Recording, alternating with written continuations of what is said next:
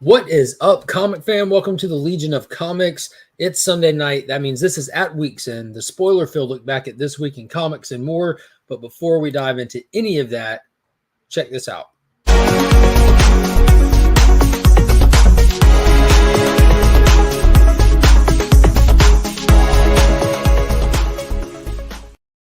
It's definitely going to be a good night. We got a lot of fun stuff to talk about. Huge stack of books.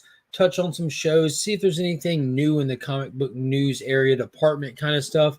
And also, we're going to be doing the Legion Loot giveaway tonight. So if you've been following social media, you see that there's a massive monthly giveaway that I do on the channel. And tonight is that night. I'll show you what's happening with those books, and we'll draw for that winner at some point in the show. But let's go ahead and bring in the esteemed colleagues here on the show. We have none other than the man, the myth, the legend, who made his triumphant return to the YouTube content creator arena this week. Ryan, the new guy, what is happening? Rolling in muted. I like it. Like it. Let's see. There he is. I got too many different things, Yeah, it's been a while since you made content, so that's understandable to show up muted. Yeah. So how's it a feel? Whole extra compartment of my brain. Yeah. That made my day. What was that, Wednesday or Thursday? Just a video arrives, a notification pings, and it's none other than Ryan has uploaded a video for the first time in a month of Sundays. Yeah, nobody disappoint me, because if I put a video up this week and I don't get at least like 40 views or whatever, then I'm not doing my job, I guess. Yeah, it was such a pleasant surprise, man. It really was. I'm glad that you didn't warn us last Sunday. I'm like, you got anything coming? You're like, yeah, no, I don't think so. And then, boom, notification 2 days later. Actually, you were pretty less direct about it, so I was just like, okay, cool. Like, I'm gonna roll with that. Usually, you're like pushing me for something. Last week, you were just like, he'll tell you if he has something. I was like, okay. Of all the weeks, pleasant surprise. It was a humble lesson in notification. So we have that bell notification alert on the channel. So if you're ever following people and you want to know when they post stuff, because some people like yourself do it sporadically at this point, and then some people are on a schedule. But I value that notification bell even more now than before. I'm glad I could make you appreciate something in life. Yeah, I appreciate you making me appreciative. So speaking of appreciate, another fellow that I appreciate very much, we have none other than Mr. Paul Cook, hailing from Sector 2815. How are you tonight? That's so nice. Before I was esteemed, now I'm appreciated. That's a lot of pressure on me, I got to tell you. Yeah, well, yeah, you're tough. We learned that you're real tough, so I want to make sure I keep you happy. You did just survive a hurricane. Oh yeah, yes, I did. Yep, made it through the storm, the eye of the storm. Ooh, fancy. Still here, all four walls. Never lost power. I was like in the. I'm one of the true lucky ones here in Florida. So, yeah. If you know anybody in Florida, check in on them. Make sure they're okay. Yeah. So there definitely were a lot that weren't as fortunate, and I think you did tell me, because I talked to you throughout the whole thing, and you said that there was some minor flooding in your building, but nothing major, right? Right. Yep. Oh, yeah, that's not bad at all. Not bad at all. Now, were you able to? I know that your shop was postponed and closed and all that stuff. Were you able to pretty much get caught up since then? I got almost everything. My shop still hasn't opened. They still don't have power, but I managed to get to some other shops that are in the area that were open, and so I managed to get about 80% of what I would have gotten from my original shop. So awesome. So you got to go on a scavenger hunt. Mm-hmm. Very cool. Well, let's go ahead and kick it over to the chat for a second and say hey to some people in here. We have our good friend Sagnik over in India who renewed his membership here. I appreciate that. Definitely a great supporter of the channel. Las Cruces 1971, as always, hailing from New Mexico, coming to show that support. Trev, the shipping guru, one of the newer channel members, definitely appreciate Trev. Thank you so much. El Green Machine is in the building. Pop's Attic is up in here. We got Brothers John's Comics. Hope you're doing good this evening. Paul Rogers, a.k.a. the Augusta Book Exchange, is in the building. Hello. Ignacio, how are you doing tonight? Oh, my goodness. Could it be the one, the only Chaos and Comics? Hola. How are you, my friend? Holla. Holla. We got Remy Q Studios. Hey, I'm highly anticipating a video from Remy Q Studios in the near future, I think that people should definitely keep an eye out on that channel. There might be, I don't want to hold his feet to the fire, but there might be an epic video in the near future from that guy. Duckwing, how are you doing? Good vibes to you, my good friend. Beckerman Likes Comics is in the building. Hello, hello. If you are a channel member with the early access feature, you got 2 videos that were released today to channel members only that were brought to you by Beckerman himself. I feel unappreciated. Rightfully so. Rightfully so. Carlito Classico is in the building. What is happening? Let's see. Chat jumping on me, Carlito. We got Hoarder's Hide up in here. How are you? Jerry, how are you, my friend? Hope you snagged those Black Adam tickets. So Black Adam went on sale. The tickets went on pre-sale. Snagged mine within minutes of the announcement. And then I started reaching out to the locals here. Shut up, Ryan. Then I started reaching out to the locals here. And so I've got myself, Pops, my wife are going. Paul, who owns the LCS here, he's coming with us. Alan Rue and his girlfriend are coming. Another local that I talk to regularly named Roger and his wife. He said that he couldn't make it because he has to work. The next day he hit me back up. And he says, I took off work. Let's do this. I'm like, yes. And then Jerry here downloaded Instagram where we can actually communicate better. And he said that he's looking at getting it figured out as well. So it looks like we're going to have a good crowd. We're going to make a thing of it so we can all talk going before we go in there and all be excited, hopefully, when we come out. You know what I mean? And actually get to chat it up. Nice. Shop for comics. Hey, all. Silver Knight, Kyle, whose collection will embarrass anybody's. This man has got it all. Scrolling through. Steven C., what is up, my good friend? Headquake, I've messaged him and asked him, and he has not noticed it or didn't respond yet, but he's always in the movie theater. I figure I might just run into him there naturally. Don't forget to hit that like button. Yeah, I appreciate that. J Pop, how are you doing? Dale, my man, Dale. And Pocan Joe is in the building. So if I missed you, I do apologize. I'm not sorry, but I apologize. It's just YouTube. You know what I mean? I can't live with that kind of guilt. So it's been a good week for books. I've got a giant stack over here. The usual stuff that we hit at the beginning. I'm behind on Rings of Power, House of the Dragon. Paul Cook here will tell you all about She-Hulk in a minute. Stargirl had so it didn't actually have an episode. So there's really not a lot to say about that since it didn't have a new episode. But man, I didn't know that was a thing until I was on the way home from work almost, and someone shared that a new episode didn't come out this week. I was so bummed.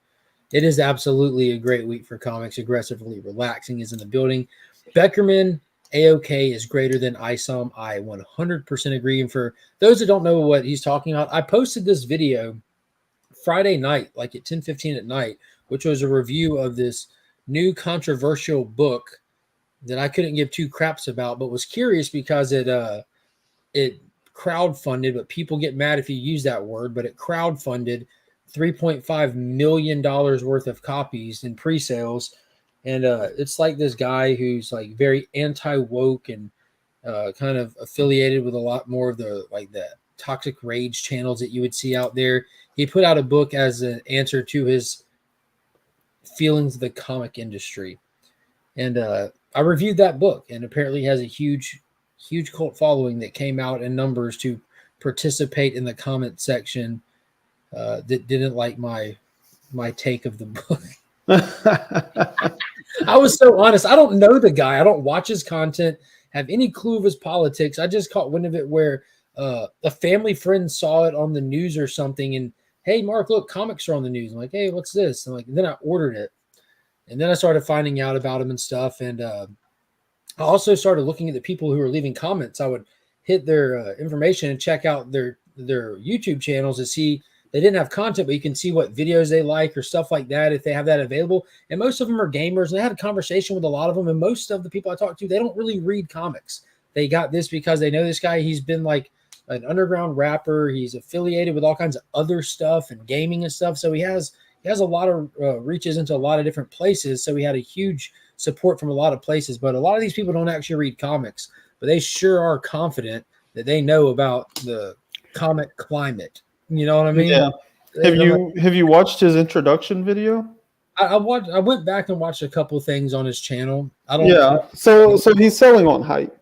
I mean, you know, like everything that he stands against are like all things that are true, but they're not nearly as polarized as he presents them in the video. Oh, and that's so if you weren't already into comics, you would look at it from the outside and be like, oh yeah, like this guy is going to do something completely different. It's like, nah, bro, like you're trying to polarize things that aren't really a polarized topic. So I make that distinction in the video because in his book, so I guess this is a decent enough topic to start the show on. In his book, in all seriousness, I did mention in my review that I would talk about it.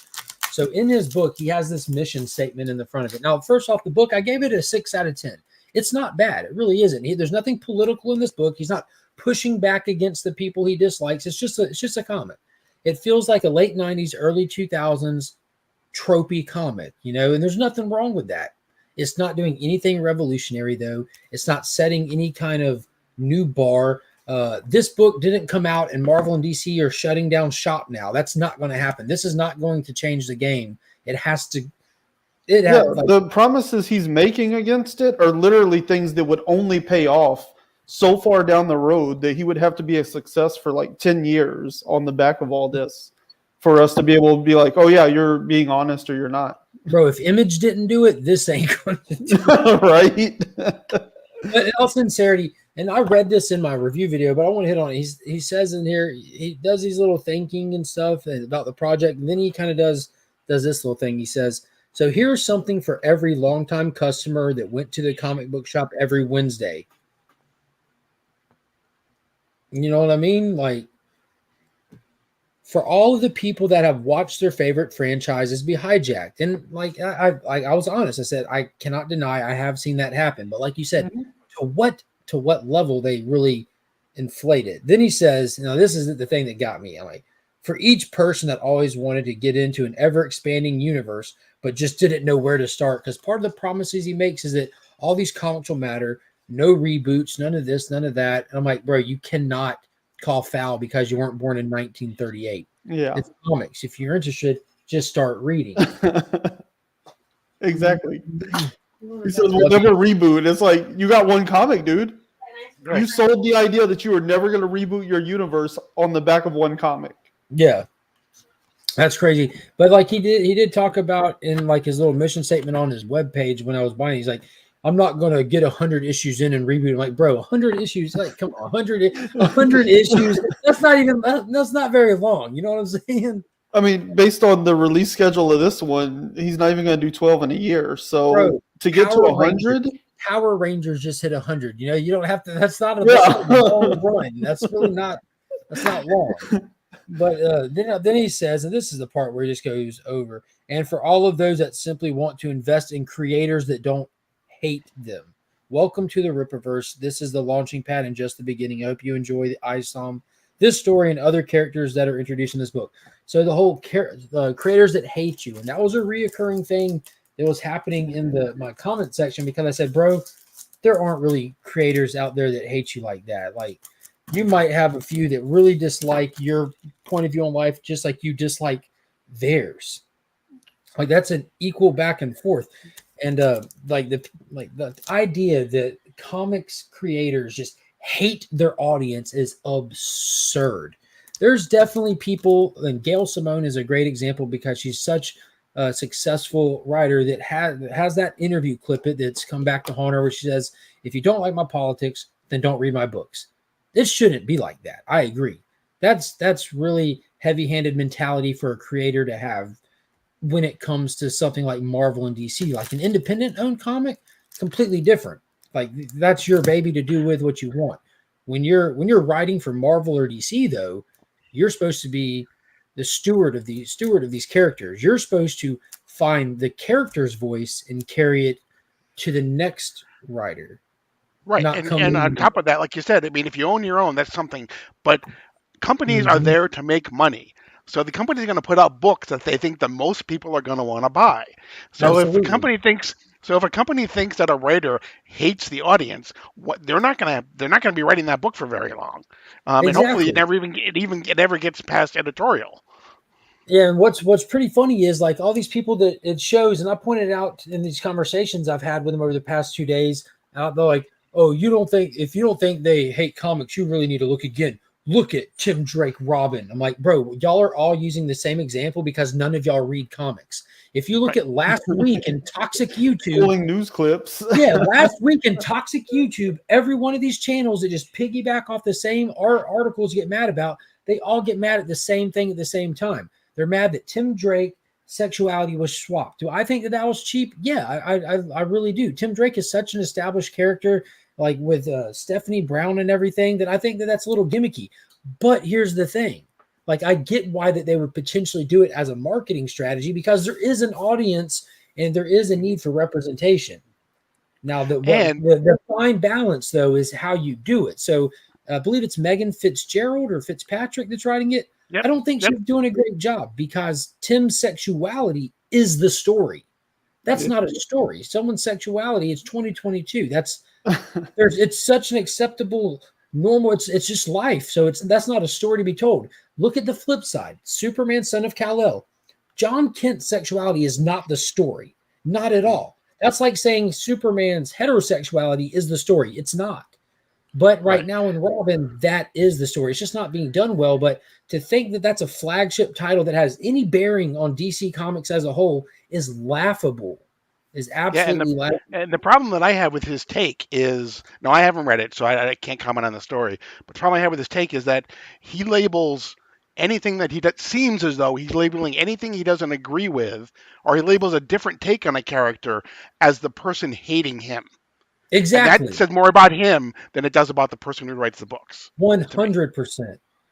Now, I made a comment of like that. I read tons of books every single month, and I only come across this once in a blue moon. And that just drove people nuts in my comment section. And it's absolutely true. And I do point it out when it happens. I don't know if you remember, Ryan, when Mr. Miracle 1 came out. That was a heavy-handed issue. And I said that I thought it was heavy-handed because they're trying to convince us that Metropolis is full of inherently racist people when it never has been in the history of DC Comics. But we were right past it after that issue. Like, I call that stuff out when I see it, but it's very rare when, like, well, let me go back to Biggie's comic because I love politics and comments and sharp opinions. Sharp opinions. Ryan says it best when he says, if you have to explain your metaphor to me, you didn't do it right. Like, if it exists and if you can draw it from the story, that's how it's done. That's the difference between good writing and lazy writing. And as far as these lazy writers, they don't last, like Paul said. Like, unless they find a way to do it good and deliver to a wide audience, the cells don't keep them around.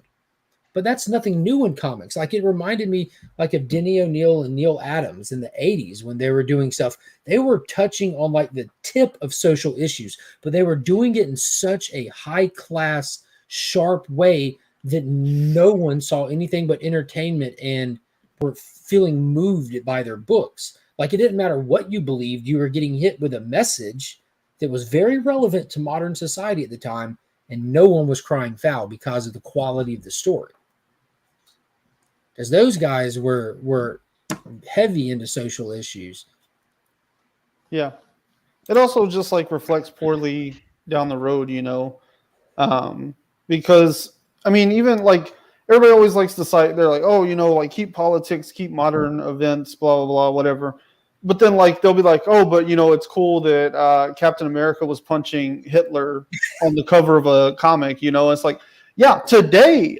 But you have to remember when that was going on, that was not the general consensus. Like, there were Nazi parties in America. Yeah, like there were plenty of Americans that weren't sure that Hitler was the bad guy in all this, Like there were Nazi parties in America at the time. Like, people were upset over that cover. Yeah. It was not all just like one side of the aisle sort of issues. And so it's always been like that. And so the whole idea that like none of this stuff would ever exist in comics is just crazy to me. Aggressively relaxing says, I don't know.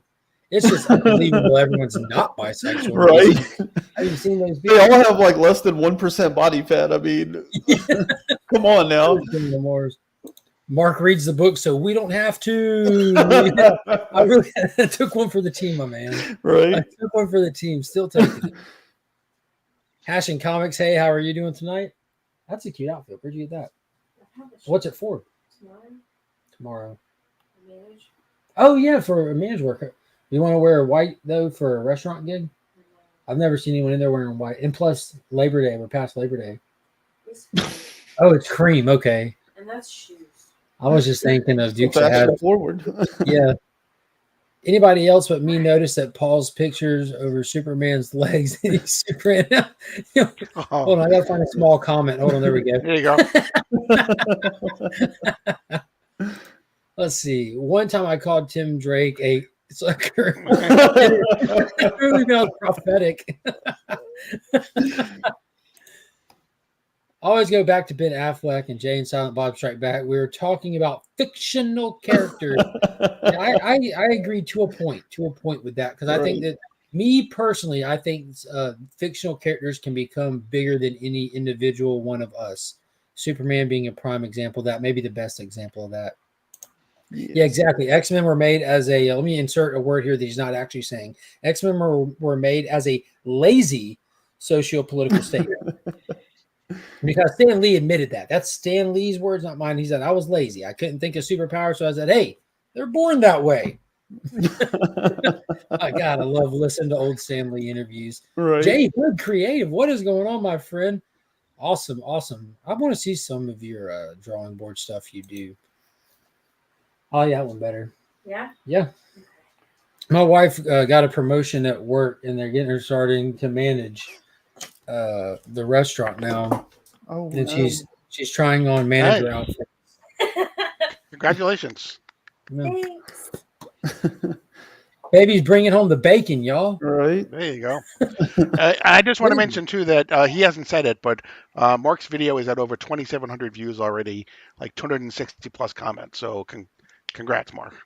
Yeah, it's gone nuts. It went absolutely nuts. I appreciate that. Well, obviously you didn't aim for this, but somebody being polarizing specifically to drive a market to buy their book, and then somebody responding to that polarized person is definitely going to draw the attention. So, played. I absolutely orchestrated that video to hope it did good. Like that's the only reason why I bought the book. I saw that campaign, it broke 1 million. Like, let me order one of these. If this is that hot, I ought to review it on the channel. Like, I didn't think like, oh, it's going to perform like this, but I'm like, that should be worth talking about. Yeah. And hopefully it'll get some good views. I've never had a single video break 1,000 views. I don't make content for views. If you watch my channel, it is abundantly clear I am not on YouTube for views. I'm on YouTube to do what we're doing here tonight, to connect with other people and get to talk, discuss, and enjoy this wonderful, wonderful hobby that we have, that these rage monger grifters could not be more wrong about. And I posted a response to my video that somebody messaged on Instagram today, because like I absolutely loved it. It was somebody who just heard about the comic industry from people on YouTube and stuff, which these bigger rage monger channels get a lot of views because negative sells. And he said from what he understood of comics, it was in this horrible state of crisis. But actually now he's talking to somebody, and he checked out the channel, and what he found was people that have read actually show up, support for, why would we support an industry that hates us? That makes no sense. Show up, support, and enjoy these things, and actually tell you firsthand and show you what's happening in them. That's firsthand account that they're full of shit. And I was honest. I said in my video, do those things exist? Yes, but they're few and far between. They are not the state of comics. Mm-hmm.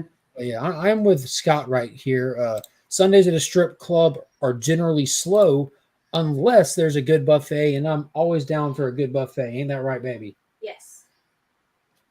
How?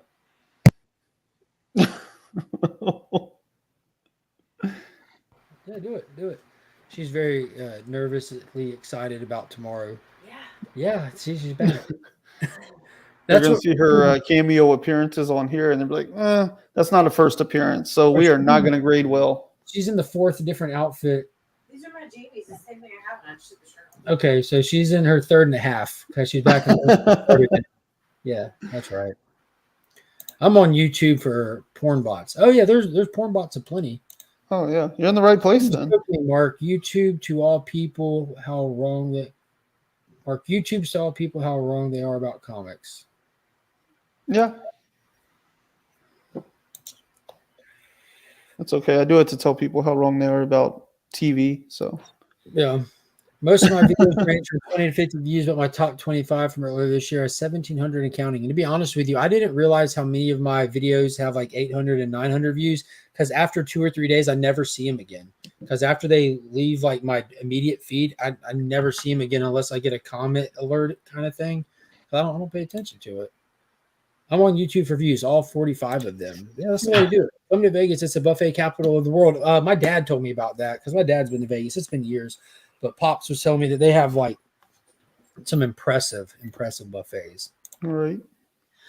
Hey, let's calm down with the name calling. I'm trying to get hired by this hate monger and then quickly fired for my behavior, but still, yeah, aggressive has been on it, man. Like I'm the comments, but he's been like really informative about this. That was stuff I didn't know about. I had to go look up what this thing called Blaze TV was because apparently Eric July is a contributor for Blaze TV, which is a conservative news outlet, I guess, like an online conservative. There's nothing wrong with that. But what was interesting that I found out is Blaze TV buys in bulk a lot of these conservative writers' books that automatically pumps their books to #1 selling status. I'm super curious, and I tried to look it up, and I haven't been able to find anything, and I don't even know where to begin, but I'm going to continue to look. I'm wondering if they did that with this book that magically jumped to 1 million pre-sales. I'm wondering if there's any corporate purchases and like if there's any way to actually find out and see. I think that it was a hugely successful campaign no matter what. But I'm just wondering. Now he can add best-selling author to his resume. Exactly. And now I did credit him with I appreciate it in the back of the book. He did ask for people, if you're reading this and you have an outlet to share your review and thoughts, please do so. He wanted to hear the honest criticism. I praised him for that in my review that I posted. And then the next day I started trying to look and find out about stuff. And I saw where he posted on a YouTube post, books are out, reviews are in, cat's out of the bag, it's good. Y'all knew I wouldn't put out something without knowing that I could do it good and blah, like tooting his own horn. I'm like, wait a minute. You haven't heard any of these reviews yet. There's like 3 of them out there, and they're all 3 like literally just blowing smoke up your ass. And one of them is even talking about like how good you are and comparing you to the great folks over at Comicsgate. Like, bro, like there's nothing but like, bro, like slow your roll. Like, so I don't know. I'm so far out of the loop with this guy and the people and everything. All I could do was read a book from a base level of ignorance and just tell you that it was extremely mediocre. It wasn't bad. I'm not going to sit here and lie to you and say it was bad to try to down the guy, but it was very, very mediocre.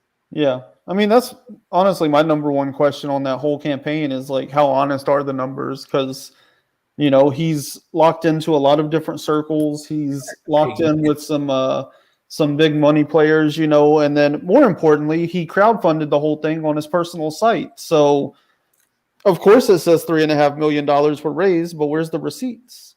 Like what he did was apparently like so he does have money from like I'm assuming from like working or the Blaze TV and doing all this online stuff with gaming and raps and the YouTube money. I think he took $10,000 and made the book, and when he got it into production, got it rolling, he opened it for pre-sales, and then as soon as it passed whatever pre-sales he had ready, it became just print on demand at that point. You know what I mean? Yeah.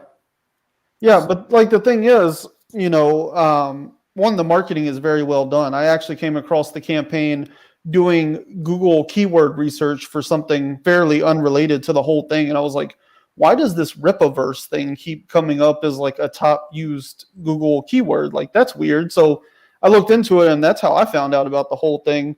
So it's well marketed, right? Digital marketing is very well done on it, which points to good money spent on people that are very talented in that field.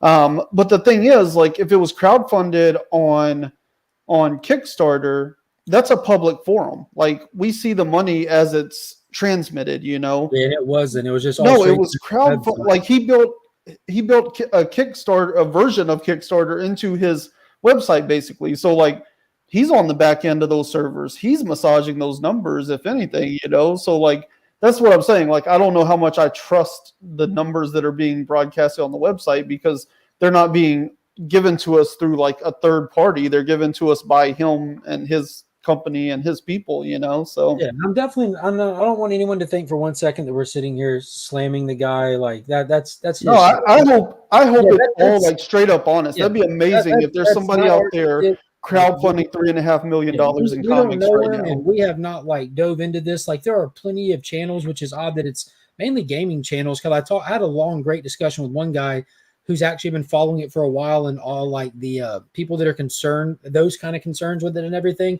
And there's apparently been a lot of content over the course of this whole thing as it was happening, with people's concerns with it possibly looking like a scam. And because like it had this initial setup and he was starting it, and he kept pushing the date back as more money was coming in and stuff like that. So I do not for 1 second pretend like I know about this stuff. I'm just hearing about it and just voicing my curiosities, my concerns, and also congratulating this guy on his success, because it definitely was successful. There's no denying that.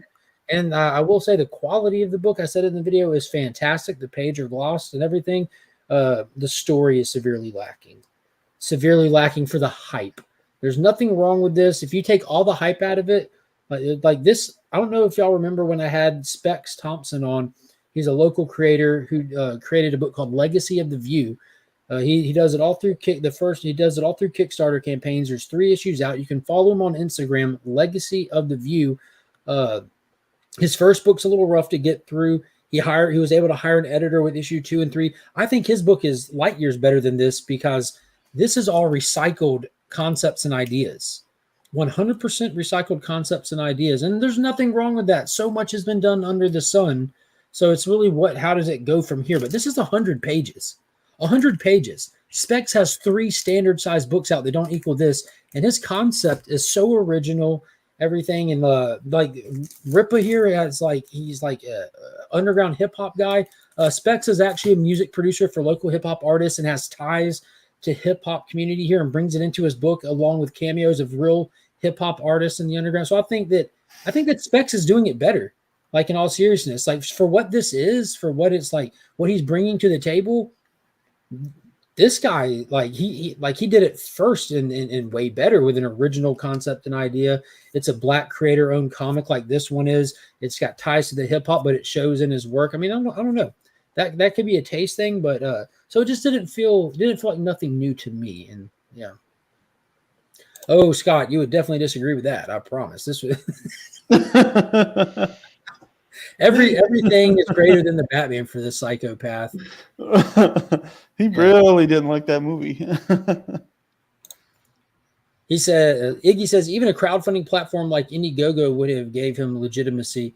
So I don't know about like the difference between that. I guess that y'all are just saying because of the transparency of the receipts. Is that why? Yeah, well, because they're third parties. They have an investment in people succeeding on their platform, but they don't have an investment in like massaging numbers. Like, it's kind of good for people to fail because it makes them look more legitimate, that everybody doesn't just go there and succeed, you know, whereas this guy's literally giving you numbers off of the back end of his own servers. I mean, I'm not saying he's cheating the system. I'm saying it's questionable if he is or isn't, you know.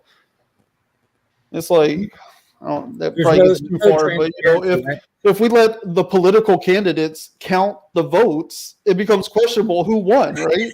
Yeah, I guess so. Yeah, and this is definitely true, because a lot of people were telling me this in the comments, like, yeah, I bought cover A, B, and C signed copies and a second copy of cover C to read. I'm like, bro, are you trying to retire on this book? Like, what? Like, Like, I only have one copy of each Jane cover. You know what I mean? What is that saying? Oh man! Exchange one rabid fanaticism for another. Yeah, and for these people, like to know that most of these people aren't reading comic books, but they're doing that for this one, like that feels like more of just like a statement, supporting a support statement. You know what I mean? Which is cool. That's fine. Like if you support something, support it, but it doesn't add to the quality of the book. The book still has to stand on its own merits of writing, and the artwork was really rough. Like on its own, and it's not bad. But when you get into like the panel to panel work, the fight scenes were really rough. They really were. Like you go from one panel to the other, like in one panel they're just sitting there squared up at each other. You turn the page, it's a one-page splash of them flying through the air with their arms back, and it's completely backlit with white and blue, like you're in Dragon Ball Z. And then you look at the next panel, and they're on the ground, standing away from each other, squared back up. And you're like, how did we get from this to this to this? Like, that's like a pet peeve of mine. Like, what is this? Like, and I showed it in my video. I'm like, that's not okay. Yeah. Kyle says one of his biggest highlights is that I have written for a UK comics magazine sharing page space with the likes of Alan Moore, and I got to top billing on the authors list. Thought it was alphabetical. Well, knowing that, Kyle, I'm going to need 3 copies of that magazine for you to sign all 3 of them, and then a 4th copy to read your article, my friend. All right. He probably won't hire because I'm conservative and everyone can throw in his woke face. But he did talk about on one of the videos I watched that he's with the money, he's already halfway through issue 2, and they're because they introduced a lot of characters. They want to introduce other characters in their own books. And I think they said Chuck Dixon was hired to come in and work on it with them. I will say that it's kind of interesting. Thank you for adding so much to the right. I think it is interesting though that there's like a lot of like liberal news outlets and stuff for comics that didn't even like cover his $3.5 million campaign, and so that does like bring up other questions within the comic sphere as to like, what the heck, man? Like this guy's out here making a comic, and that's literally what your website is founded on, and you didn't cover him because you disagree with his politics. Coming soon to Whack Comics, an ISOM #1 Berserker 2-pack. Yeah. What is up, Comics Journey? How are you doing tonight, my friend? Hope all is well. Legion don't care how good you are musically. Make comics. Exactly. Exactly. Jason fans are making a political statement by buying his high-priced Kickstarter type stuff. They're really pissed. They really are. And what's funny is like that's an example that they use. None of them read it. And that's an example that they use that it's not even the focal of the book at all whatsoever. We talked on it earlier. Like if stories can really be hindered when you want to hit someone over the head with a message, no matter what side of the aisle the message is on. But they're not doing that in that book. You can really cut to the core of it if you're just like, so what makes him gay? The third of a page kiss or the full page kiss? Yeah. And then you know exactly how far they got into it.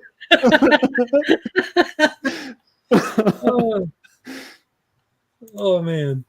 Funny stuff. Haven't you heard, Mark? This is the spec book of the century, according to whom you ask. Details. It doesn't matter. I agree with that, Ryan. It obviously should have been covered. I just saw commercials for Batwheels. Oh, Batwheels is actually fantastic. It's a DC Cars crossover going to be on Cartoonito and HBO. So it's already on HBO Max. It's their vehicles get AI'd and brought to life. The animation in it's fantastic. Tons of characters. Me, Finn, and Monkey watched it on Friday. Puts himself in front of his kids. We watched Super Pets, and when it was off, that was like the next suggested thing. And they fired it up and they watched it twice back to back. It was super fun. It's almost a sensory overload because everything's like super bright colors. The roads are like white and bright. Is it like a Wachowski speed racer situation? Yes. Big Tron Legacy and the Wachowski siblings Speed Racer, and you merge it together, and then take like Rob Zombie's Monsters hyper color vision, and that's what's happening to my adult brain. I'm like, yeah, it gives you a motion sickness, but it's super fun. It's super fun. After you throw up, it feels amazing. Yeah. I saw something on Twitter that said there are only 4 non-Batman or Batman-adjacent books that are ongoing. Everything else is Batman or mini maxi series. I don't do public math, so probably. Well, there's a lot of minis. So you have Action, you have Superman. Like there's that, Wonder there's Woman, 2. there's Flash. Those are 4 right there. Yes. How many are there? They said there's 4. So yeah, we just hit 4 right there with public math. So Action, Superman, Flash, and Wonder Woman. We got them. There's all 4 of them. Yeah. Ongoings are overrated anyway. There's some great limited series rolling right now. I'm tired of this comic already. Can we get back to teen comics like Berserker? These are going to be the shining examples of the 2020s comics. So I see a splash page, full-blown Rusty Trombone. It's all vanilla to me. If y'all don't know what Kyle's talking about, just hit up that old Urban Dictionary to get the full layout of the Rusty Trombone. Hey, everyone at work, so can't get everyone. There you go. So Tyler says, hey to everyone in the chat. There you go. He doesn't want anyone to be left out. There are at least half a dozen X titles, Spidey U titles. Yeah, absolutely. So 45 minutes of ISOM publicity later. Yeah. It's sold out, so it doesn't matter. I don't mind. True, right? Don't mind at all. Like I decided to put it out there. I'm super curious now. I'll be interested when mine arrives.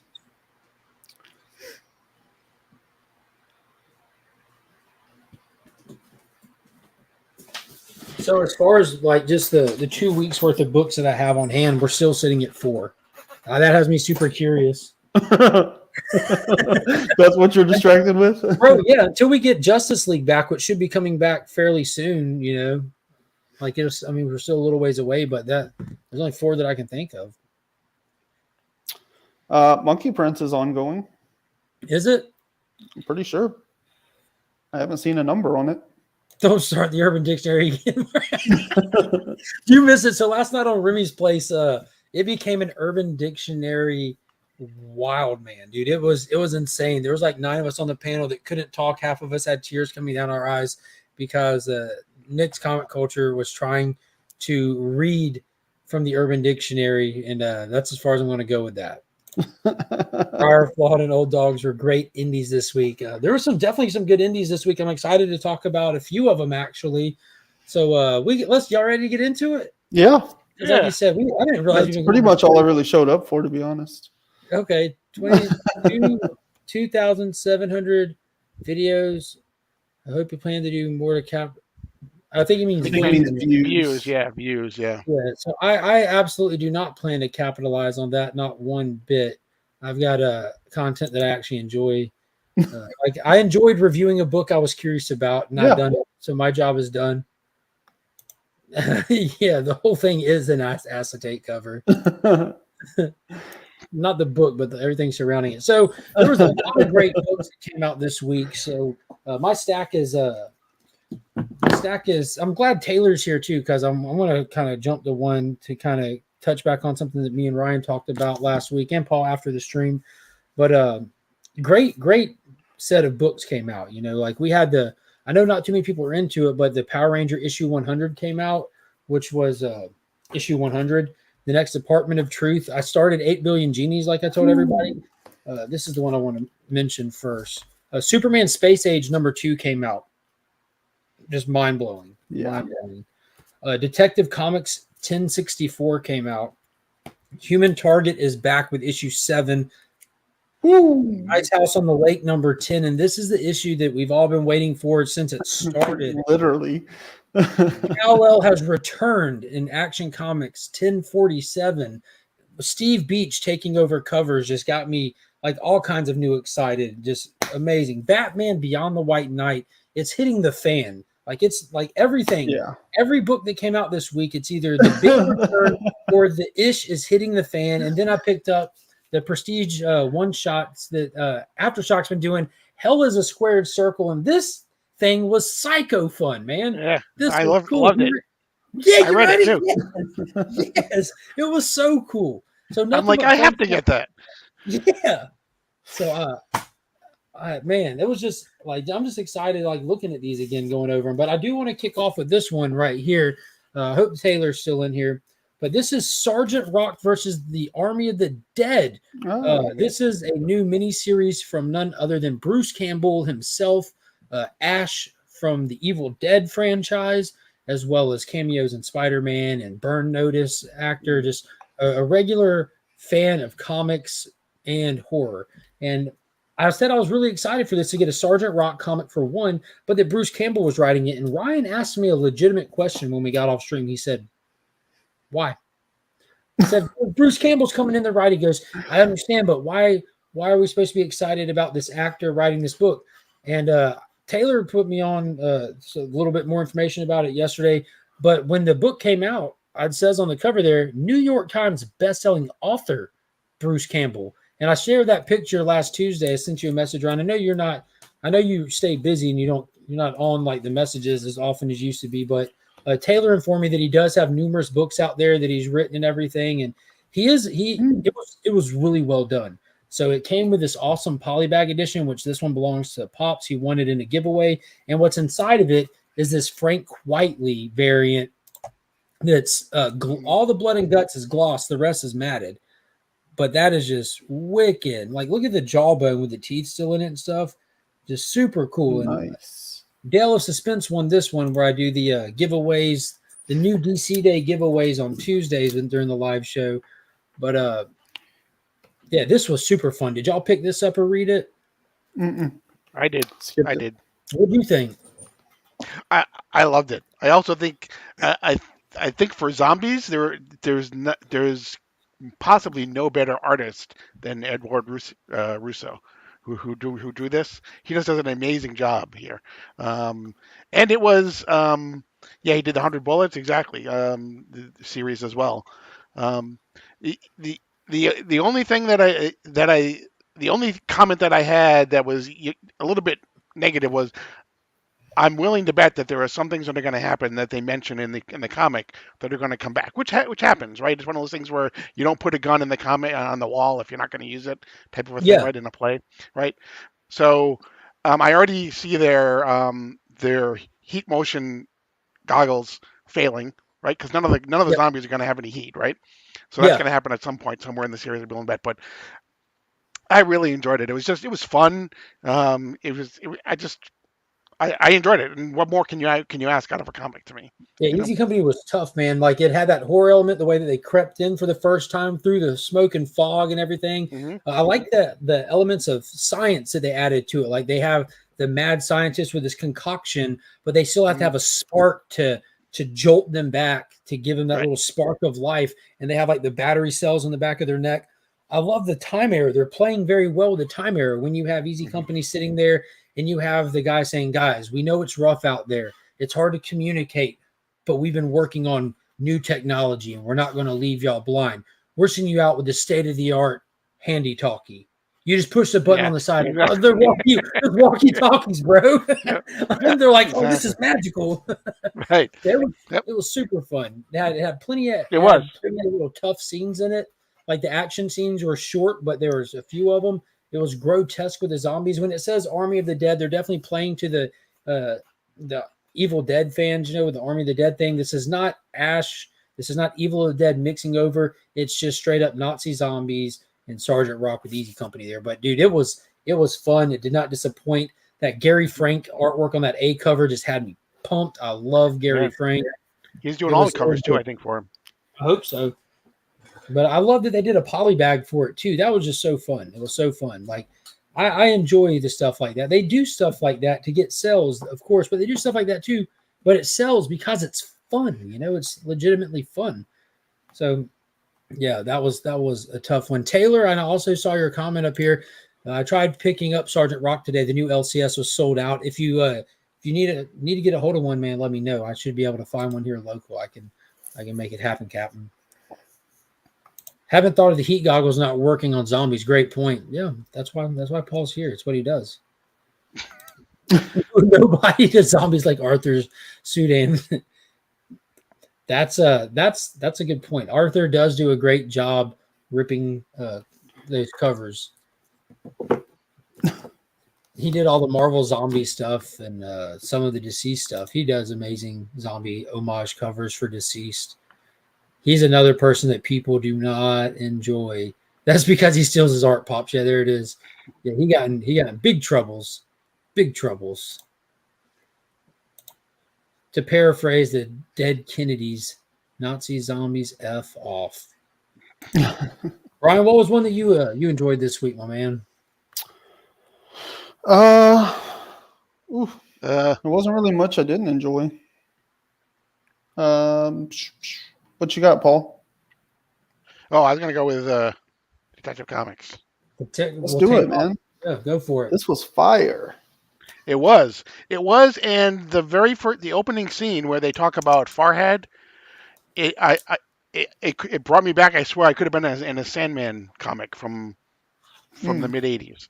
The little metaphor with the what was he called? The something soldier or something? Yeah. Well, his name was Farhad. Grim Soldier. Yeah, the tale of the Grim Soldier. Yeah. Right. Yeah, I loved it. Controversial opinions.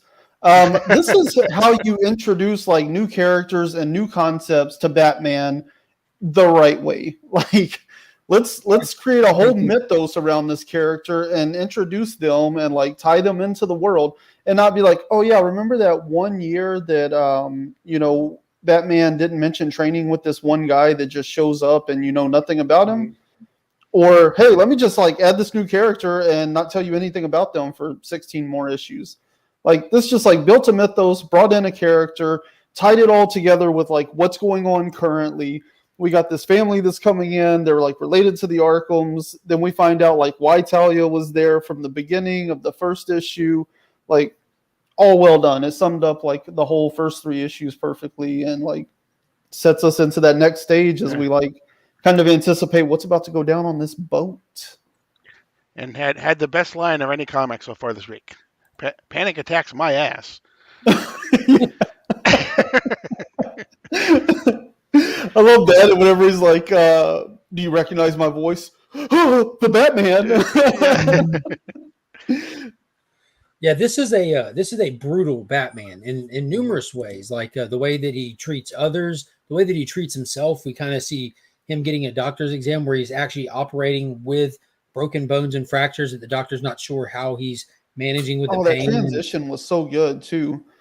She's like, this was a time when the will of men could create the world, but now we are near the end of gods. And that means that like even the most willful of men can be broken. And like that caption over like the x-rays of Bruce Wayne's broken bones, like, yeah, boom. What a transition. Yeah, this was tough. We had that little duel with him and Talia where she kind of refers to him as the Grim Soldier, that she looks at him that way and everything. He's kind of suspecting that she's the one that's leading this problem, this mystery that he's dealing with. But little does he know the actual architects of what's coming are just now arriving in Gotham. So and they're getting the red carpet welcoming because they're looked at as foreign royalty showing up. And they do have these deep ties, like we've mentioned before, to the Arkham name and what that means for Gotham City and its construction. So they're getting the red carpet rollout mat for what's coming to do what to the city. We don't know yet. We just know that they want that absence of power and respect of their family name to be reestablished in the city. And it looks like Talia is not wanting them to either because she leads an assault with the League of Shadows on him. And that's kind of like where we cliffhang. And she also buried Batman in their little fight. Like, he didn't actually beat her in that fight. She buried him in building rubble and took off on her assault on the. I got to figure out how to say their names because they're not the Arkhams, they're like the Orgums. Orgums. Yeah, Orgham. They became the Arkhams. They changed their name, right? As history Ellis Island sort of crossing thing. Yeah, it's funny how it seems like each issue. Obviously, this is just the beginning of a much larger story that they're going to be doing. This is, but like last issue was kind of about Two-Face, and now Two-Face might become a much bigger thing now. With everything. And then you had the Orgams or whatever. So it's like he's like Rom V is putting all these pieces into place, and doing it at not really doing it where he's doing decompression. Like every issue has been like fire. Yeah. It's not like he's doing it, like the Bendis way where it's just taking forever to put everything together. Yeah. Each issue has been itself. It's been self-contained, but it's also been part of a much bigger story. So I think he's creating a exactly. He's creating a what is turning out to be an incredible story. It's almost like hit the rewind, Nick. Exactly. That's how we started. He's doing we don't know going forward from here, but these 3 issues really like came together, and I think it's like almost like these decompressed little mini arcs we're getting, because in the first one, Batman comes in contact with this thing and he's like feels unsettled because of it. And then in the second one, we see Harvey gets infected and becomes more Two-Face again. And then we also see Homeboy on the boat, like, melts the railing. Yeah. And then in this one, they open up, they tell us, like, basically this asthma thing is, like, attached to you, and you fight and wrestle within yourself with it. A battle that rages all day and leaves, like, so much damage behind, And so then it kind of lets you know, like, this is about to get crazy, And then the League of Assassins shows up at the end. And clearly the Orgums are not, like, oblivious to the League of Assassins, because she's like, they're about to attack. Yeah. Keep him protected, which to me is like, really, she's protecting the League of Shadows. Like, all these ninjas are about to show up and get wiped if this asthma thing is unleashed on them. And she's been kind of like prepping us for that. So it's about to go down when this thing comes out. I'm excited to see who's going to like express it first, though. And are we going to get a Batman asthma sort of thing where like he's just wrecking the city all Jekyll and Hyde style? And to Taylor's point here, he says, I'm always tempted to pick up Detective because I generally really like Rom V, but damn, am I sick of Batman. I can share that sentiment, but I would suggest to anybody that feels that way, which I know a lot of people do, drop a different Batman title and pick this one up if that's how you have to do it. Because I've been sounding the alarm on Batman oversaturation for almost 2 years now. Like, I'm tired of the character, but Detective Comics is another breed. Like, even Zdarsky can't keep me on Batman. Like, I'm just like, it's another Batman book. What do I care, But Detective for sure, man. Like, it's a whole different breed. Mm-hmm. Spoiler alert, Nick. It turns out that all heroes are created from the DNA of daytime talk show host Kelly Ripa.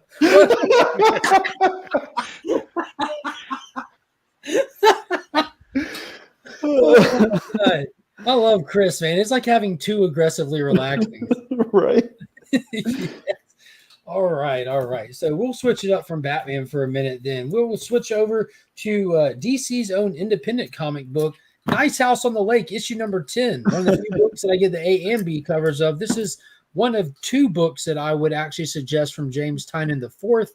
Absolutely. He definitely puts his heart, soul, and everything into this title, as well as Department of Truth, which we were lucky enough to get both of them. I know, right? Yeah. I was like, man, Tynion might be one of the best writers of the week, Like we might can say that, but then somebody like Mark Russell comes around and shuts shit down. Oh, yeah.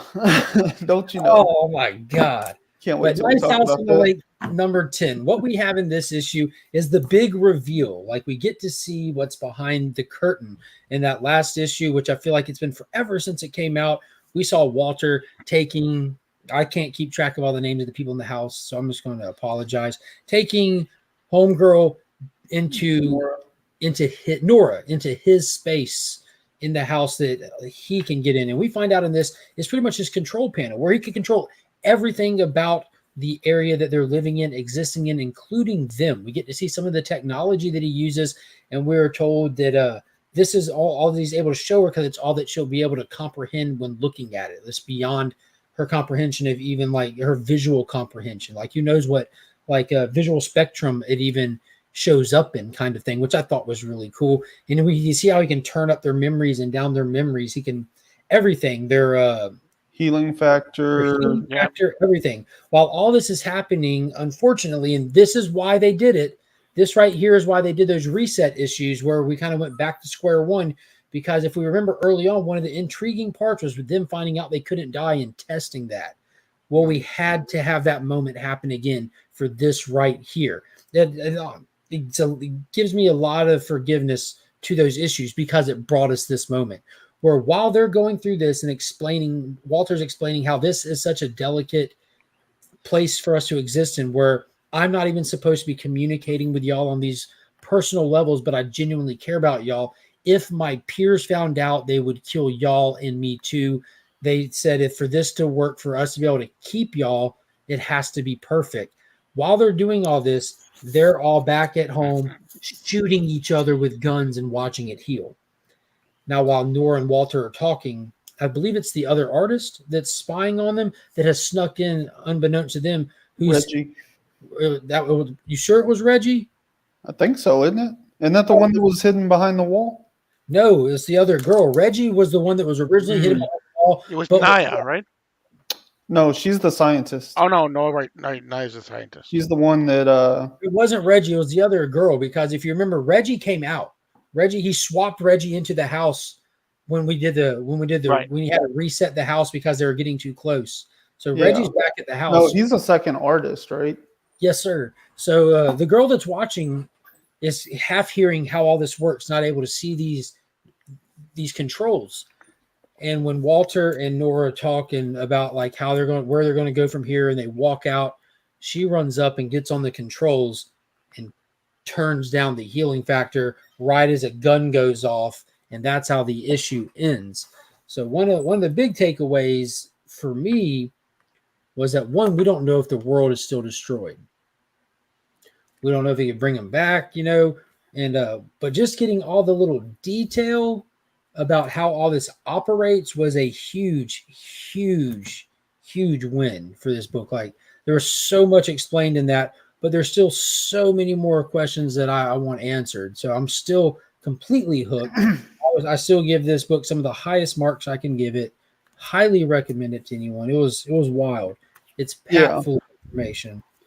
Yeah, Naya was the one that was shot at the end. She's the one. Naya? Shot. Yeah. Yeah, I was going to say, she was the one, because at the beginning, remember, we always get like one of the character introductions, but hers wasn't her. It was a video of her.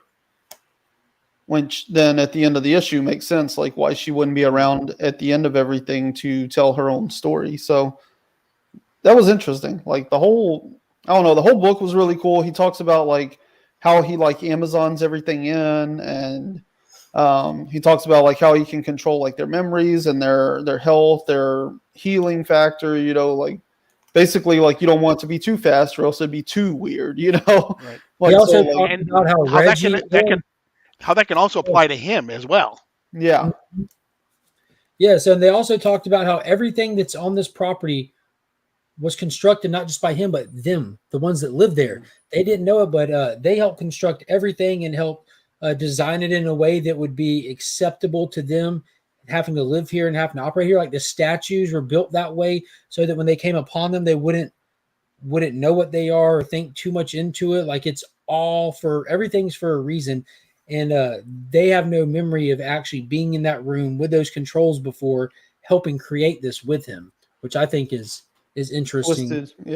Twisted. Yeah, that's a good word.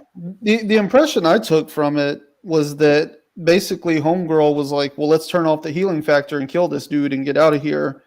But she turned it off at the wrong moment. Like unwittingly, My first instinct was that she was just turning knobs, what does this button do? See, I took it as she like specifically went for the healing factor because they want to kill him so they can escape. Still not. That makes a lot more sense. Her still not understanding, like that there's really nothing out there. Like he's kind of keeping them alive, more or less. But credit to her. I feel like she was trying to pull a hero moment, like turn off the healing factor, kill Walter, let's get out of here. And she turns it off, and then blam, blam. You're like, oh, which was some awesome artwork. I love the way the like text like popped up over the water and stuff. And then like you see the reverse angle of it and it's all backwards and stuff. I was like, that was cool. Cool death scene. Very dope. It was cool. I Yeah. liked it. It was definitely a good payoff issue for sure. Another great payoff issue. Action Comics 1047. Superman is back. Superman is back. Superman is back. Riccardo Federici did the interiors on this one. Man, that still blows my mind that guy does interiors. I just don't know where he finds the time to do it. Gorgeous book from cover to cover. Sea Beach knocked it out of the park. So we get the triumphant return of Clark Kent to Metropolis, and they weren't ready. I like this one a lot. We get to see him come in and start talking about the fallout from not just his time away, but what came back with him. So apparently Warworld is up there. We're still dealing with the people of Warworld, the politic angle behind it, like the politics on Earth of how they're supposed to deal with that. It was cool seeing the super family come in and have us back immediately and walk into those chambers. And it was also amazing to see how when Superman comes in and talks, his word is gold. You know, no one's sitting there hounding him. They're looking to him for answers, and they're not sitting there he doesn't just get to walk around and do whatever he wants. He's in there answering for stuff, you know, but I love to see the fact that he was trusted. You know, he is a trusted individual by the world. He's earned that. And there's just so many cool aspects of this. Like I've been waiting for Philip Kennedy Johnson to get him home, to see how Philip Kennedy Johnson does with the character here, because we've had Philip Kennedy Johnson writing him out there where he has just like free reign to do whatever, you know, but now you're back home where you have parameters. There's other stuff going on that you have to work inside of. And I think he did a great job with this issue with that. Oh, he knocked it out of the park. He's like, I mean, we've talked before where he seems to get the essence of Superman, of who Superman is. And to me, it was a very small part, but nothing to me shows that an author gets Superman more than when I hear Christopher Reeve's voice in my head as Superman tells that little kid, that seatbelt saved you as much as anything that I did.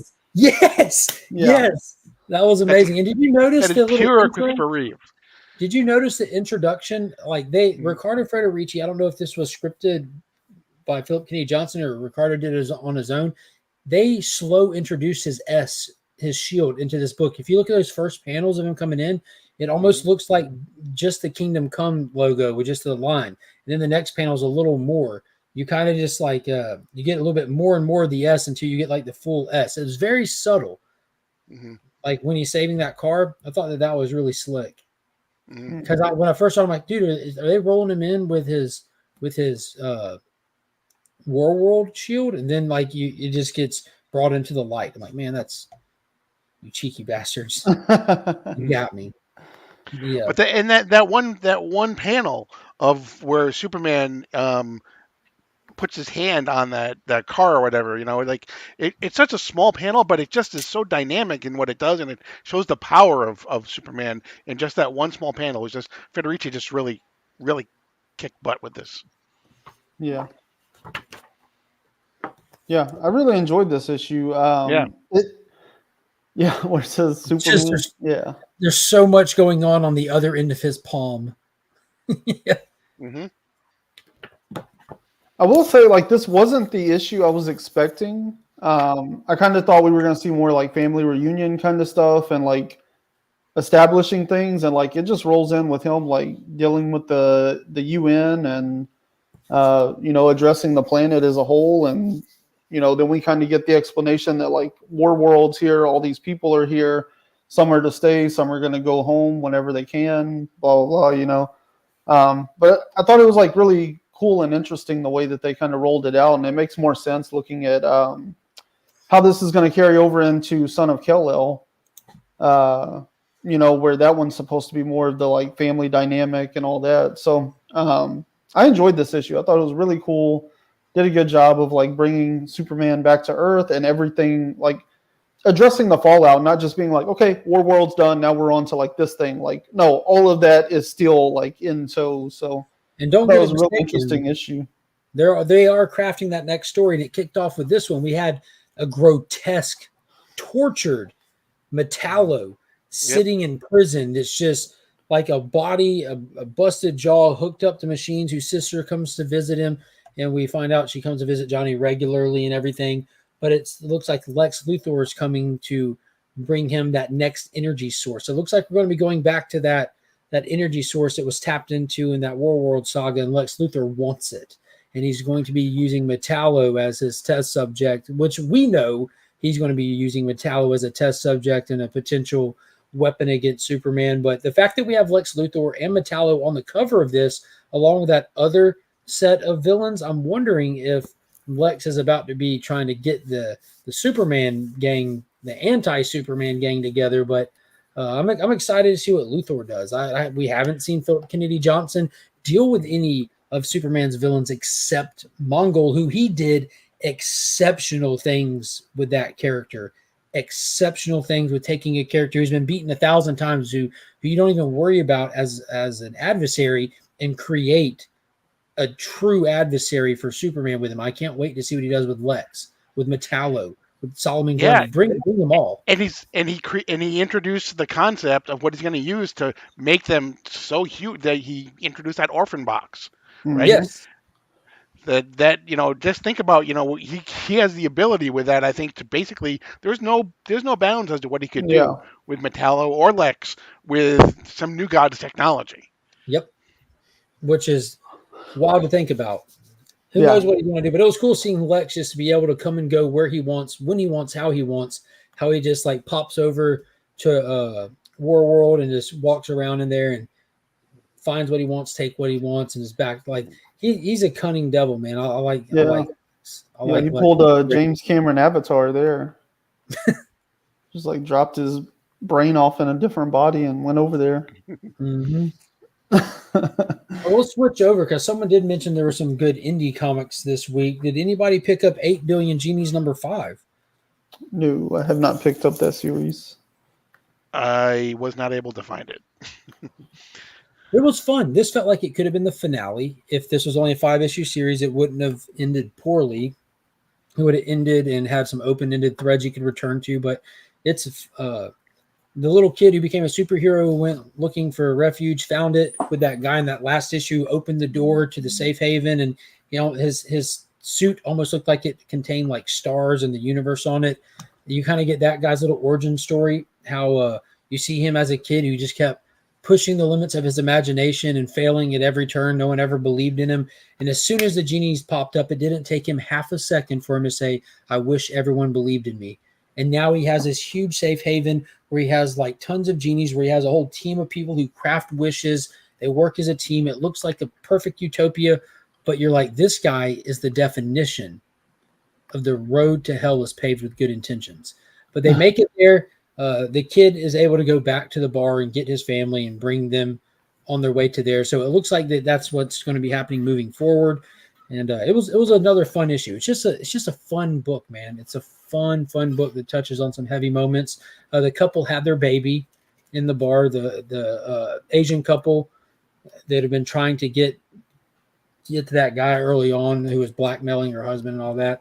The bar is pretty much empty at this point. Everyone left and is on to their next adventures in life. The entire world gets nuked at some point. So there's a lot of months that go by in this book. It was like 8 months later kind of thing. And they were all sitting there in the bar and just waiting for it to be safe to go outside, where it was just too much radiation to even leave the bar. And in that safe haven, they were doing the same thing. And the genie that runs the bar said, we pretty much have to stay here and wait here till somebody wishes this all away. This is how it happens.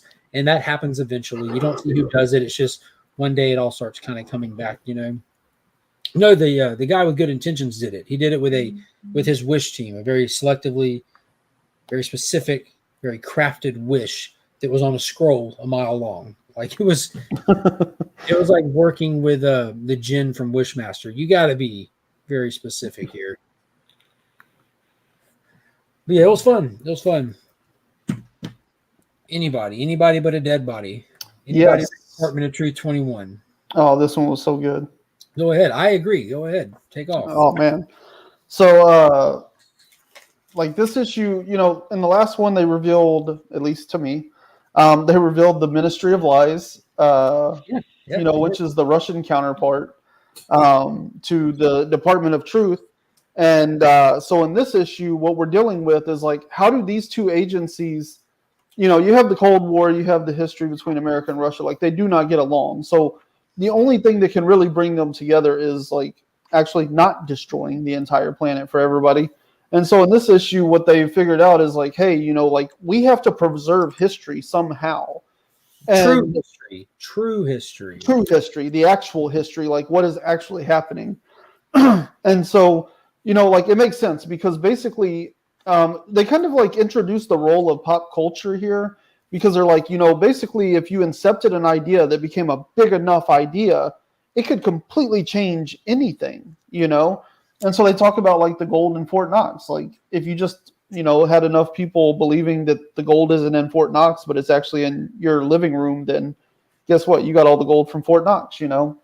Yeah, that was funny. They pointed out that the gold has never been in Fort Knox. It was actually across the street in a mint depository or something. But all these people believed it was in Fort Knox for so long that one day it popped up in Fort Knox. Yeah, it just showed up. Like, yeah. So, you know, like that was kind of the thing. And so basically what they've decided is we have to do kind of the same thing we did with the gold in Fort Knox. We have to put true history, all of the actual true history between our two organizations, we have to put it in this like secret space that doesn't actually exist so that nobody will believe it out of that space.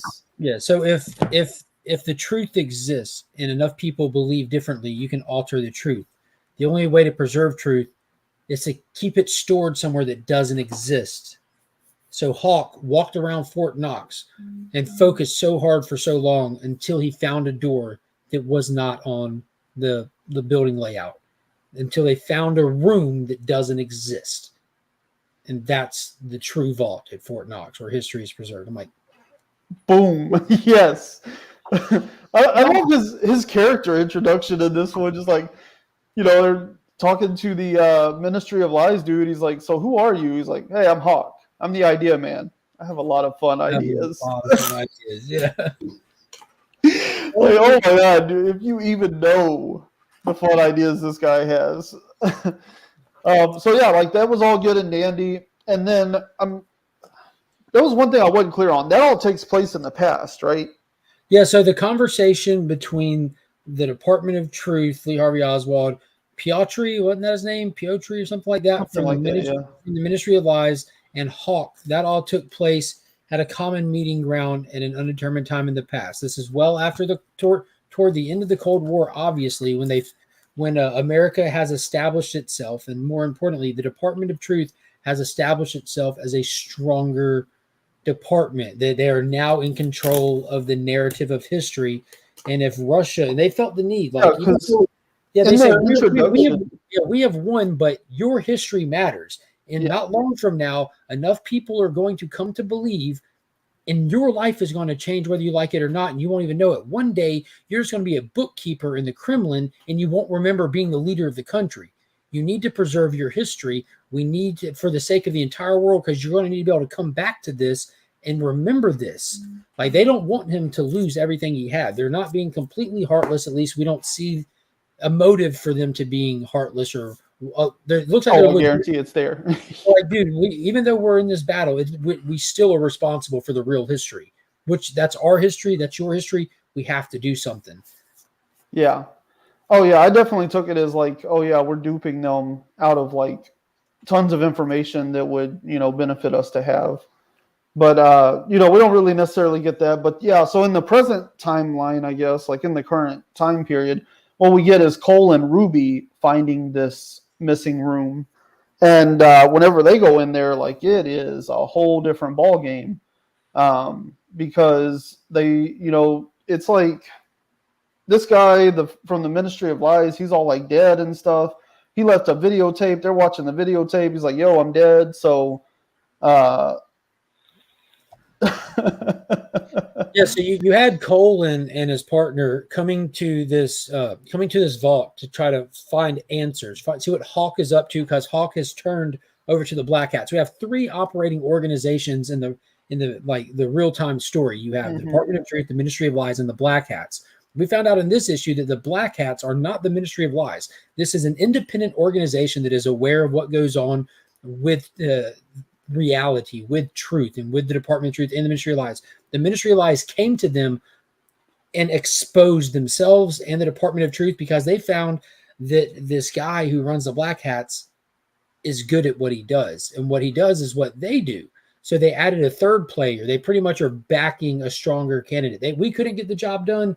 We're going to get this guy to get the job done, but we're changing the job. We're no longer trying to take over history.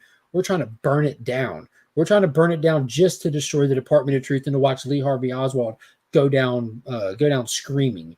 And that's what gets revealed in this is the true motives of the Ministry of Lies. Whether the Black Hats are going to hold up to that end of the bargain, like if there is conniving and wild as like they probably are, I doubt that they don't have their own motives and goals at hand. But we do know that they have Cole's boyfriend from the last issue, and that's where it takes us. Like there's a little note, and Hawk left the note. Hawk is playing them all. Playing them all, yep. Playing them all. So he leaves a note under this message where it says, KC, don't trust the grower, Hawk. And KC is a little abbreviation for a nickname that Hawk gave Cole forever ago. It's only Cole would have caught that. And the grower was from a conversation they had where he referenced his husband as a grower, not a shower. And so he knows not to trust him. So like they have to get to Maddie, and Maddie doesn't know, but he's being observed by the Black Hats while he's been told the truth of everything. And Maddie does exactly what they want. He calls the press. Yep. So the word is on the way to getting spread out, to blowing the lid off of all of this and causing absolute anarchy on the planet. Yeah. This was a huge issue. Yeah. Yeah, I thought like the world building in this issue was really cool too. Whenever they're talking about like the Mothman, and he's like, "Is that a Mothman?" He's like, "Yeah, Hawk." I read it, but I just wasn't able to pick it up this week. Yeah, they're like, "Is that a Mothman?" And they're like, "Yeah, Hawk wanted to see if they could like get a UFO." So they basically like planted the idea of a flying object in West Virginia or whatever, or in Virginia. And yeah, all the people came up with a Mothman instead. So they caught it and dissected it, and it's just like hanging out in Fort Knox.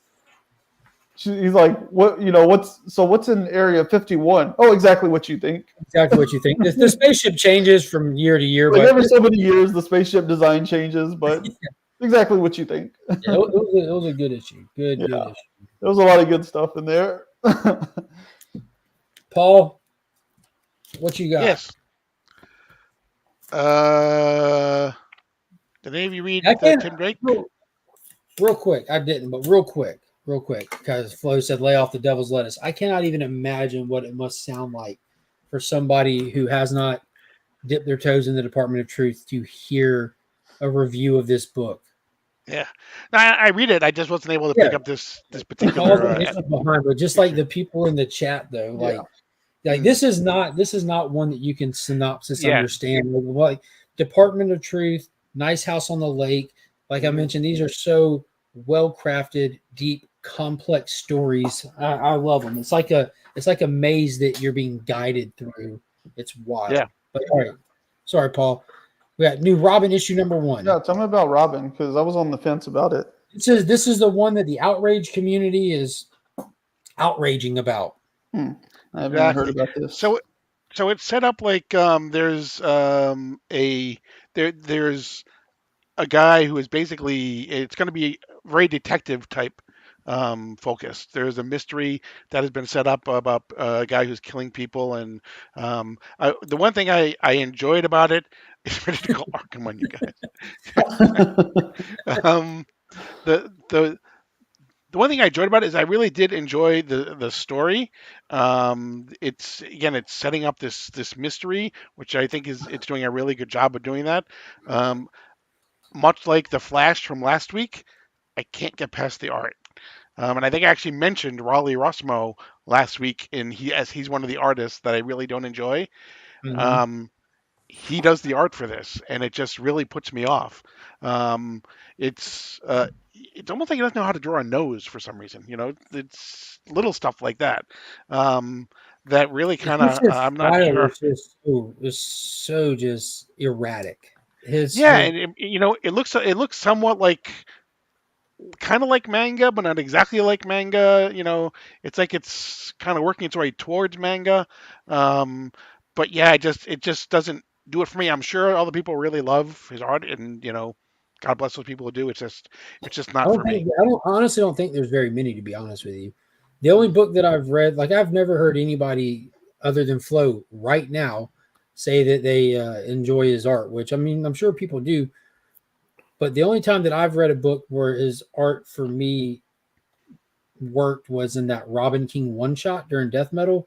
because that was Kid Bruce, crazy Kid Bruce, and it looks like crazy children's artwork to me. Not like a crazy kid drew it, but it looks very cartoonish and very erratic, so it worked for that story. You are blessed, Flo. I am blessed, Paul. Thank you. I love the panel structure. There's some awesome layouts in it. Okay. Okay. It's Not in my copy. it's just not for me. So Yeah, that's fair.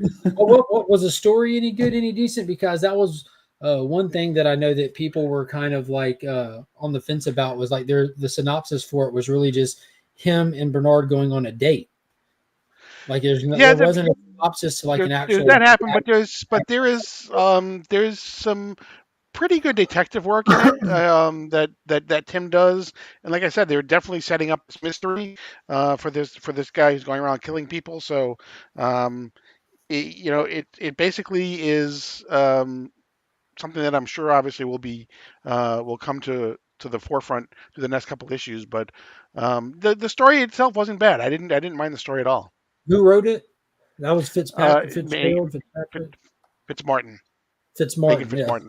she's doing a great job with Young Justice. There was that one issue that Yep. was just like issue 2 went off the rails. I'm like, after such a powerful, strong, amazing first issue 2 just took a weird dip, but then it kind of came back around, like in kind of it didn't address like the head wounds that I got, but it addressed like Paul gets that joke. But it did address some of it. But yeah, she is one of those writers that catches a lot of flack from the outrage community. hmm She can be one of those heavy-handed writers. So you do have to go into it knowing that if that's not for you, that book probably won't be for you. But if if you're fine with that, there's one for you. If you're looking for that representation in comic books, there you are represented, and check it out. Yeah, and just because you mean, like I said, and just because you may not agree with her story or you may not like it, it doesn't mean she hates you. Exactly, exactly, 100%. I don't know about that. Yeah. Yeah, people tend to forget that not everybody who read comics is just like you. hmm Bada boom. Next episode, Riley Rusimo appreciation. That's That's one all that it takes. that's one that I'll be listening to on the Bada Boom podcast instead of on YouTube. Skipping the visuals for that episode. Chiefs. That must be a football thing. It Chiefs. is. I can't It, stand Russo's art. I like stylized art and cartoonish figures, but I don't think he's capable of telling a good story visually. So yeah, that's where art is subjective. Flo's feeling it. Taylor's not. 1 week from tonight, we'll be live streaming the death battle between Taylor and Flo, live from Taylor's new apartment. We're going to get to the bottom of how his art holds up. All right. I know Ryan's a huge fan of Batman Beyond, and I think that the best representation of the character for me right now is in Sean Gordon Murphy's White Knight universe. And we got issue number 5 of Batman Beyond the White Knight. And this was an issue where a story hit the ground running. We had our major characters on the good guys, the bad guys, finally face to face with each other. The big mysteries coming to light with our characters in the book. over who done it, who killed Terry's dad. Terry's finding out who killed Terry's dad. How does he react? And some really cool lines and reactions from the characters and the events of all of it, as well as Terry kicked me right in my fandom. Like we always go back to this car, but we'll get into all that. Ryan, what do you think of this issue? This was cool, man. Like, never has it been more apparent that like a single creator isn't involved in a series than like switching back from all that Red Hood stuff that we were doing. Cause I was like, man, I'm kind of feeling some wear and tear on this series. And then we like come back to this one. I'm like, oh no, yeah, it was good. It was good. Yeah. Yeah, it was nice to be back. This one leaned really heavy into Bruce and Jack Napier's connection there. So that was interesting. They got along, more or less. They got along. Yeah. Yeah, and I love like the I guess it's more or less internal dialogue, but like going all the way through this, just the way that they like communicate back and forth, and having Bruce like kind of explain what he's doing, why he's doing it, and then having to communicate like do this, like trust this body. It's been through these things, So that was really cool. Terry really wasn't in too much of this issue, but he got some big revelations when he was there. And we got the origin of Blight. So that'll be interesting moving forward now that he's all like, Powers is all like tripped out and stuff. So that'll be interesting. And then it looks like they're going to lean into some of that stuff we saw between Dick Grayson and Jason Todd in that Red Hood spinoff series thing that happened, where basically Jason Todd like bested him. And now it looks like Grayson is feeling the revenge on that. So I'm sure that'll lead to an interesting play moving forward. Yeah. So it was pretty cool. We got face-to-face with Powers and Bruce. We also saw Bruce having the panic attacks was an issue in this that brought something really interesting. But when we were face-to-face with Powers, Bruce outed Powers as being the one that killed Terry's father for the sake of getting his hands on this technology that Terry has and is using, is being used as a weapon. And Terry had that brought to his attention and immediately took off to kill Powers, and Batman was able to stop him, but maybe not. So there was a huge fight, a lot of damage in the building. Bruce told Terry like he's been there, he knows how that goes and stuff. Powers gets some kind of material poured on him where it looks like he's about to be like that Blythe who you're talking about or whatever. Blight, yeah. And Batman Beyond, the animated series, that's who Powers was. He like had this fake skin and it would like melt off because he was like internally radioactive and stuff. Okay, well, that makes a lot of sense now. Yeah, and he basically looks like what you saw whenever all the chemical spilled on him and he's all green and glowy. Like that's how he is. He's Blight whenever he's all like powered up, and so that kind of explains like where that character is in this mythos.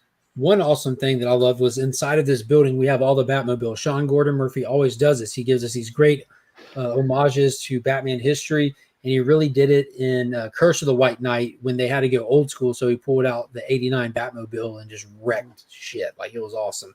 In this, we see all the Batmobiles, and they included Robert Pattinson's Batmobile, which I thought was awesome. And Terry's trying to pick his Batmobile, and Bruce is like, no, this one. And he goes straight back to 89. He's like, we always end up in this one. I loved that moment. Absolutely loved it.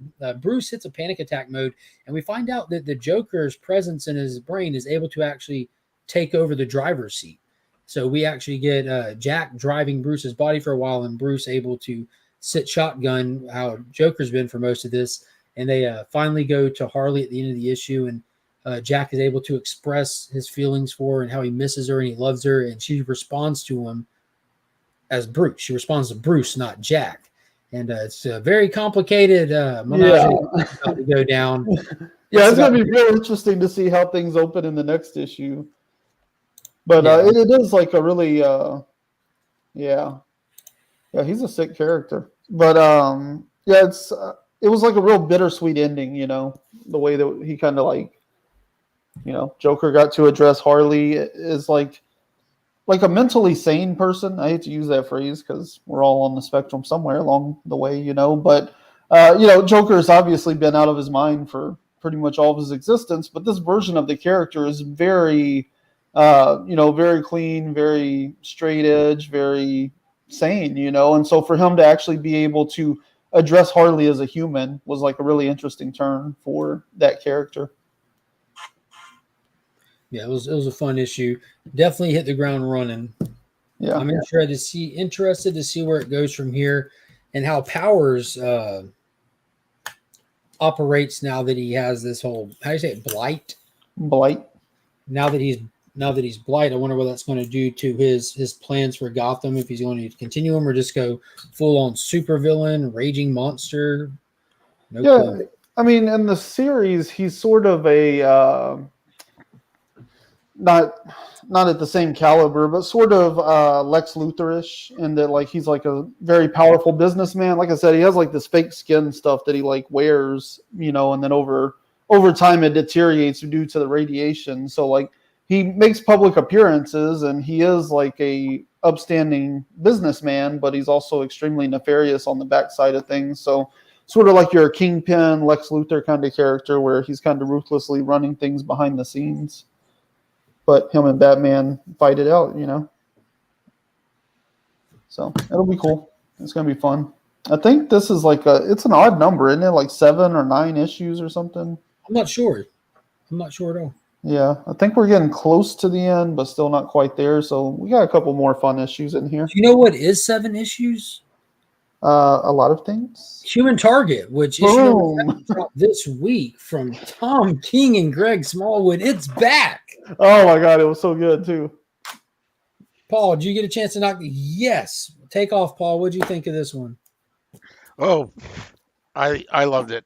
There are a few things that Tom King writes that I don't love, and it is. I'm trying to think of Greg Smallwood's art. He may be my favorite artist drawing a Tom King.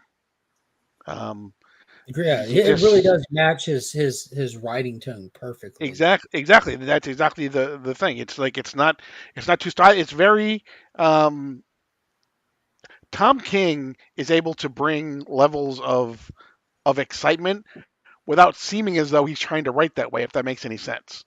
It seems as though he's writing on a very flat plane and everything, and he's not trying to be over sensational, but the way he writes it and the way he structures everything builds everything up that way so that it happens almost organically, as opposed to him trying to create something that way instead. Yeah. If that makes any sense. No, yeah, I love it. I mean, the way that, the only real action scene we got in this, well, I guess we got like the bandits coming in, and that was like kind of action intense, I guess. But whenever he like jumps off the Ferris wheel, like there's no real like rising action to that. It's just kind of a thing that happens. But yet, like, it means so much to the story that it like brings this like subdued level of excitement to the whole thing. But like, to your point, I mean, like the intro to this whole story, this like issue, the way it comes in with the band and like their banner has all the like credit, has like the name of the issue or whatever, and then the drum set has like all the credits and stuff, and then the song is like tied into everything that's happening on the page. Like, this is HBO Max is like sleeping hardcore if they do not have this in production. Is like a 70s, like 60s, 70s spy espionage period piece sort of thing. Like, this is amazing stuff. Like, this is what I would like to see on TV, not like all the other crap that everybody wants. Like, I'm so tired of like so many things that everybody's like, oh, they should do this as a movie or that. Like, I do not care. Bring me something like this, like just like Peacemaker, where it was like something so separate from everything else that's going on, like just this really unique story being told like in this really unique way. Like, I would love to see this on the screen, and there's not many things that I want to see in comics on TV. Yeah, so plot-wise, we pretty much had Christopher take out Fire for the evening, and they are kind of just talking, kind of just gauging each other. It was kind of almost like a dance back and forth. The joint that they were in has a little holdup that comes in, and we get to see Fire flex her abilities. Of course, that was just for the sake of seeing Fire use her powers. They go out on the town. She makes some advances toward him. He rejects all of them politely like a gentleman, and we come to find out that she was really just testing him for her girlfriend and blah, blah, blah. And he straight up questions her about like the flow of money because it is the Justice League International that are the primary suspects. We have Guy with the attitude, John Jones with the means, and her with the motive. You know what I mean? And he's kind of putting it together, and he's questioning her straight up.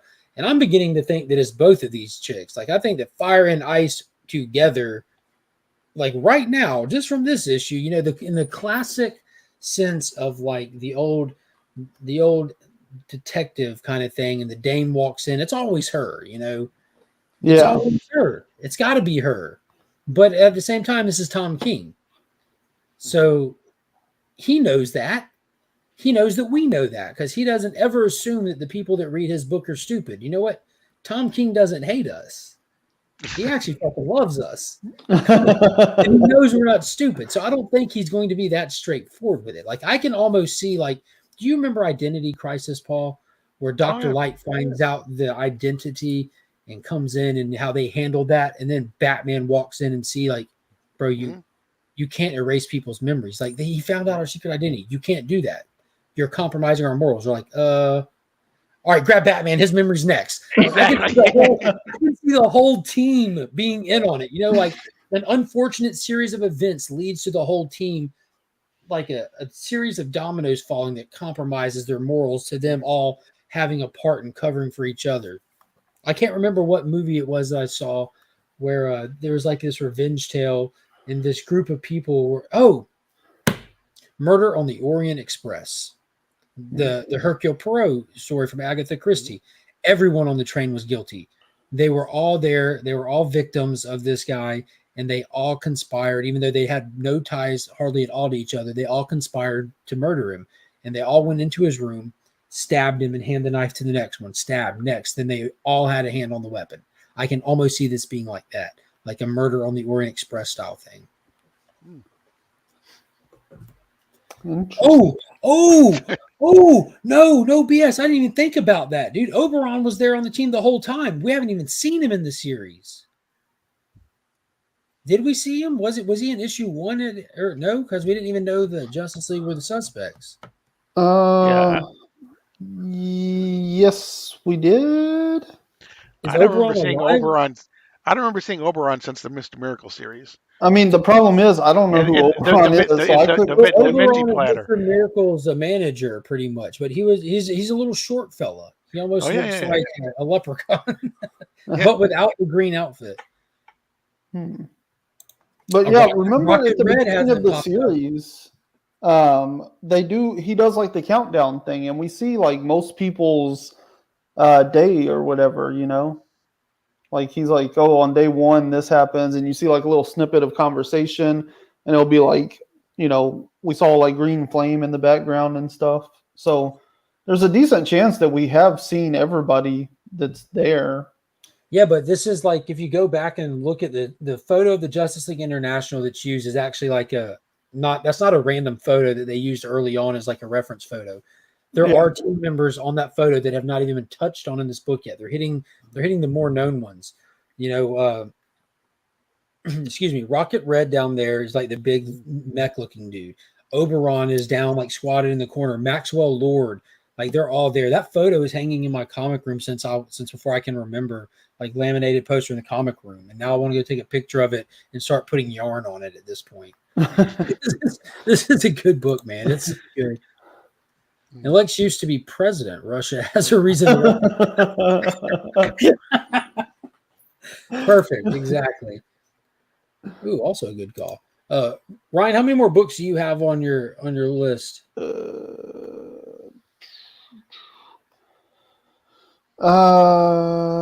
Space Age. I'm not going to talk about Love Everlasting because you're not. No, you're not. Yeah. So I mean, I'm not even going to mention that. So I have Space Age and Blood Syndicate left. Well, hit us with Blood Syndicate real quick, Paul. How many do you have left? I am actually done with everything I was able to get. So. Oh my God, I hate to do this to you, but we're going to do it to you when he's on Blood Syndicate. Absolutely. But I'm prepared to talk about She-Hulk.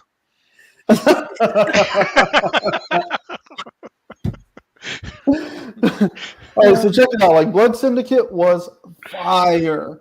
All right, so at the end of the last issue, so in the last issue, Holocaust was in when Holocaust is like big fire dude, right?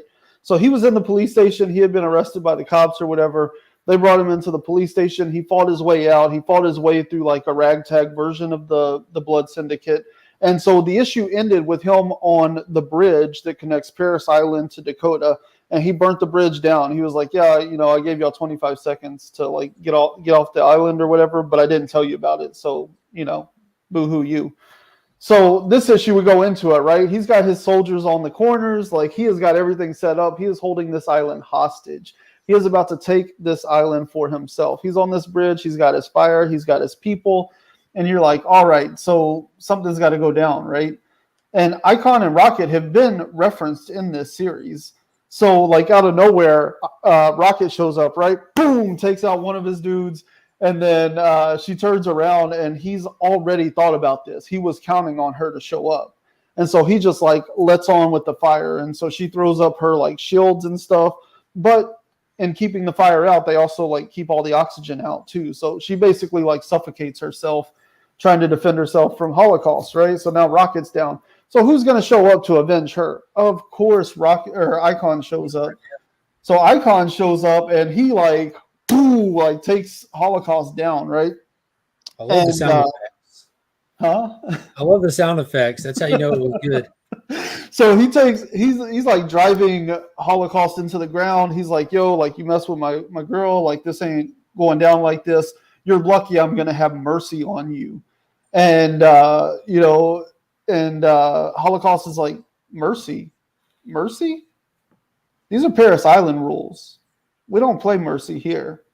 And so he's like, this he calls for Perdita. She shows up, she's like a poisonous gas, and she can like morph to your like physical biology.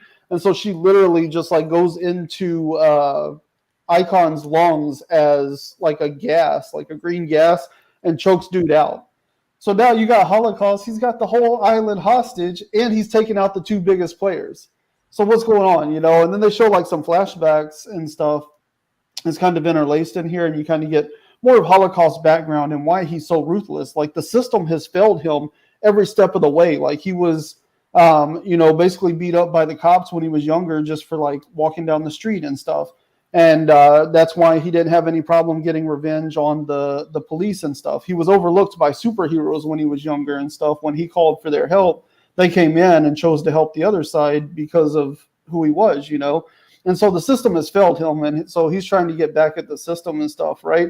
And so he's got this like girlfriend named V, and she's like, she can basically cast like VR. So she's like broadcasting him out to the outside world. He's like, this whole time he keeps talking about Paris Island rules, right? Like Paris Island rules this. Rocket attacked him, so that's why it was fair game for him to take her out. And then Icon shows up and he's like, Paris Island rules, you know, like no mercy. So he takes out Icon, right? And so then at the end, he's like broadcasting to the world. He's like, yo, this Paris Island is mine. I'm the king. Bow down. And, you know, he's like, I'm the king. Bow down to your new ruler, right? And then you like flip to the page. Boom. The Blood Syndicate has like joined up. They're here for battle. They're like, yo, Paris Island rules. We don't bow to a king. Boom. That's the end of your issue. Straight fire. Best issue. Was that the end of the series? Was that because there's 6 issues in their mini series, right? Was that issue? This was number 5. So oh wow, how next one it's about to go down. That's insane. I still am like absolutely behind on the entire Milestone Initiative stuff that they've kicked back in. The only thing I need to get caught up on is Static. I didn't finish that first series, but everything else I've read. I think that took the piss out of me. You know that the big one shot that they did, bringing it all back, had me fired up. We read Static and we went all fired up. Rest after like shit. Yeah, yeah. Everything else has been better. Yeah, we were super ahead of the curve because we had the app and they were doing it digital first. Mm-hmm. And unfortunately, like, you know, when you read stuff digitally, it's so vibrant, the colors pop, and that's not always the case. I mean, the colors pop, but damn static looks better on paper than it does on digital because it's over digital, like it's oversaturated, oversaturated digital art. So when you transfer it to paper, it cleans it up a lot. Yeah. And then they did Virgil real rough again. Calling back to Specs, the writer of Legacy of the View, huge static fan as well. He was heartbroken by what they did to Virgil because like he grew up on Virgil much like you, Ryan, like Static being one of his favorite shows and everything. And there was a lot of major changes to Virgil, but I haven't read it enough to know if they've really captured the essence of him and everything. Like that origin story shift really, that's what really shocked people. Like the little nuanced origin story with the gang violence and stuff, that they went from that gang violence, like having that moral compass that couldn't be beaten out by the peer pressure, that switched over to chasing pussy at an activist rally and being in the wrong place at the wrong time. Like, I'm like, what? Yeah. Like he was a total bystander in the original version, and this time they were like, oh no, like he was actively there for revenge and this, that, and the other. I'm like, what? Like he was a beacon of hope in a poorly lit community, and now you're just like, nah, he don't have no sense of hope or nothing. Like, yeah, but I don't know how it played out there, so I don't want to. The rest of the stuff seems great. I did read some of the Icon and Rocket stuff. Who like I think Icon's just cool. I like Superman type characters, and I like the concept of him being like, it's like Martian Manhunter meets Superman. Then he's been here since the Civil War, like, and then they did that crazy swing in the old Milestone stuff where he was a conservative, like, which was that was wicked creative for those guys over there to do, like, to put like their Superman character, which I mean, that's just smart writing. It creates so many compelling possibilities. Yeah. So, like, it was just an interesting character. Like, let's just put the thorn in everyone's side right here. Yeah, he's a really cool character. Yeah. All right. We're gonna do the grand finale book of the evening. Then we're gonna get into this massive Legion. There's a giveaway.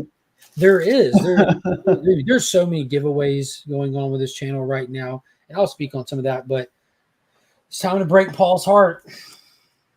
Superman Space Age by Mark Russell and Mike Allred.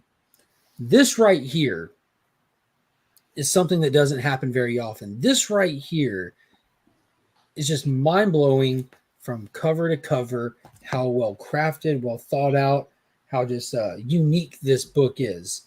So that first issue came out, and everyone who read it, Taylor Winder himself praised that book. Like that, I'm not saying that as anything against Taylor. He is a tough seller. It's gotta be good. Yeah, he's a tough seller on everything. I was so concerned about this issue too. It's a 3-issue series. How could it possibly deliver like that first one did? Well, spoiler alert, it did, and then some. So what we're getting is like what would have been an origin story for Superman if the 5G initiative at DC would have taken place. If that reboot, that legit reboot, like New 52 style reboot would have happened, you would have had to retell everyone's origin. And this kind of would have been the origin for the older heroes, because it was going to be focusing on the next generation of heroes, the generationals, the young guns. So they would have blown through all that history in something like this. But so what we're getting is that story pretty much. And it's like a definitive retelling of Superman's origin and his experiences through all these years. The Ripperverse people are crying, I don't know where to get into comics. Well, idiot, you could read something just like this and be completely caught up. Yeah. I absolutely love this format because, like, one, you're getting like this full story. It feels super complete. Like you're getting all of this straight through. And, but the other thing I love about it is because it comes so infrequently that, like previews and solicits and stuff are like, 3 months ahead or something. So like by the time the next one is coming out, you don't even get a solicit for that until this one's dropping. And so it kind of like keeps all the spoilerness away, because if you're like us and you're kind of keeping up with everything, like you see the solicit for 2 or 3 issues before the one that's actually coming out this week, and so it's like, well, after the fallout of like issue whatever you're about to read happened and this thing happened, you're like, oh, well, now I know what's going to happen in this issue. this does a much better job of managing that because the solicits are so far out, you know? Yeah. So what we get in this issue, now that we're ahead, we're in what were we in this? We got up to this to the one 70s. starts in 72. So we go through the 70s and this one into the 80s. And what we're getting is the formation of the Justice League. We were introduced to Batman in that last issue, and in this one we get a lot more Batman. We're introduced to the idea of other heroes at the tail end of issue 1, but they're all together in this issue, and they have formed the Justice League, rightfully as a means for when things are too big for just the one of us. And we get to see the dynamic between these people. We get to see the different viewpoints, and this was the big takeaway for me, which is how talented this writer is. You get a lot of Superman pages, and you get a lot of Batman pages back to back. And what you get is this run of Batman pages on how he's viewing the world, especially after being tricked by Lex Luthor, using his company as a means to bring weapons to the world, like Lex Luthor was when he dropped a bomb on Central City and nuked it. Batman now is bowed out of Wayne Tech, and he's just running around as Batman, and he's cynical. He looks at the world through these real cynical eyes, and that he has to get on the streets, and he just has to take out this crime. And like, you find yourself agreeing with Bruce Wayne. You find yourself like, this guy's right. Like, this is what you have to do. This is how you have to save the world. And then you turn the page, and now you're looking at the same slice of the world through Superman's eyes, through a completely different viewpoint. And you follow Clark as he looks at the world differently, and his concept of hope, which is just, oh my God. Like, it said something like, hope is the lie that we forced to become real. I'm like, oh my God. But by the end of those 8 pages of Superman that just covered the exact same topic Batman did, you're like, I believe Superman. And you find yourself conflicted. Like, as a reader, like, you believe both of these people with contradicting viewpoints on the world. And it's just such good writing. It's absolutely insane. We go through the story and we get to kind of see Superman and Lois have their relationship, start getting into that. We see the Flash actually doing something we don't typically see in comics. We see him sitting in the Hall of Justice with bombs all the time, freaking everybody. Bro, what are you doing with a bomb? He's like, well, I'm running around all the time with bombs in my hand, never knowing where to put them for them to blow up. I figured maybe I should learn how to defuse them or something. Like, he's always got a bomb. He's like, well, my bomb closet at home is full. They're like, you have a bomb closet? Bomb closet? Yeah, Flash was so well done in this. It starts off like with Superman's concept of like, there's just so much of this. This is 100 pages of unbroken story. So I apologize if this is a little all over the place, but a lot of this issue wasn't as much as the need of having like a linear plot story told, as much as like the way that the characters exist and feel about who they are and how they see the world in the beginning of the issue versus the end of it. And there's little moments that really kind of mold those viewpoints. And it starts out with Superman catching an asteroid in space, like flying out, putting his hands on it, and it just starts cracking. You know where I'm going with this, Ryan? It just starts cracking around him, and he gets it gone. And then he goes to meet with that first interview with Lois, and she's there to do her job. And she starts hitting him with hard-hitting questions. She's like, how do we know you won't turn on us? She's like, well, I did just save the planet from an asteroid. Cool. How do we know you won't turn on us? Didn't you hear what I say about the asteroid? And he keeps coming back to it through the book because he just doesn't understand how someone can not trust him, because he comes from such a simple, different lifestyle where like he just believes in like good in people and stuff, and people don't see that in him, and he learns that he has to earn people's trust. He figured out that it's not assumed. So he actually tells Lois, he's like, look, irradiated pieces of my home world, I call it kryptonite. It's deadly to me. Why would you tell me this? Because I want you to trust me. You know, like, it's little things like that, and like the way that the scene plays out is great. Like, it's just, dude, it's I found myself thinking so many times, like, this feels like another Superman 78 series. Like, oh, can't wait for that to come back. Right? But yeah, like it's like super wholesome Superman, but it is like basically him and Batman are kind of like your two like extreme personalities. And so like Superman's just like, oh yeah, like I'm doing good for the world, I'm making a better place, and Batman's like super cynical and like, you know, he's decided that like he's fighting his battles with the wrong suit. So he puts on the Batman suit and gets rid of the you know, business suit. and then like Maxwell Lord takes over his company and basically is doing everything that Lex Luthor was doing before. Yeah, later in the issue, even like after the way down the road, like the whole issue, one of Superman's like go-to lines is just like, "I stopped an asteroid." Yeah, this week. Yeah, it was insane. So like, but it's really cool too because like Lois is like the third narrator in this book, and she's kind of like the anchoring point. Like she's kind of bringing everything back in, especially for Superman. But you know, she's giving this perspective of the world of like it's not all like black and white. There's a lot of moving parts, and you got to take that into account if you're going to be a hero. You know. What is going on, Panda? Dude, yeah, my stomach still hurts from laughing this morning. That was hilarious what you did on that auction. But all right, so we do get into like the story of this book. It's the coming of Brainiac.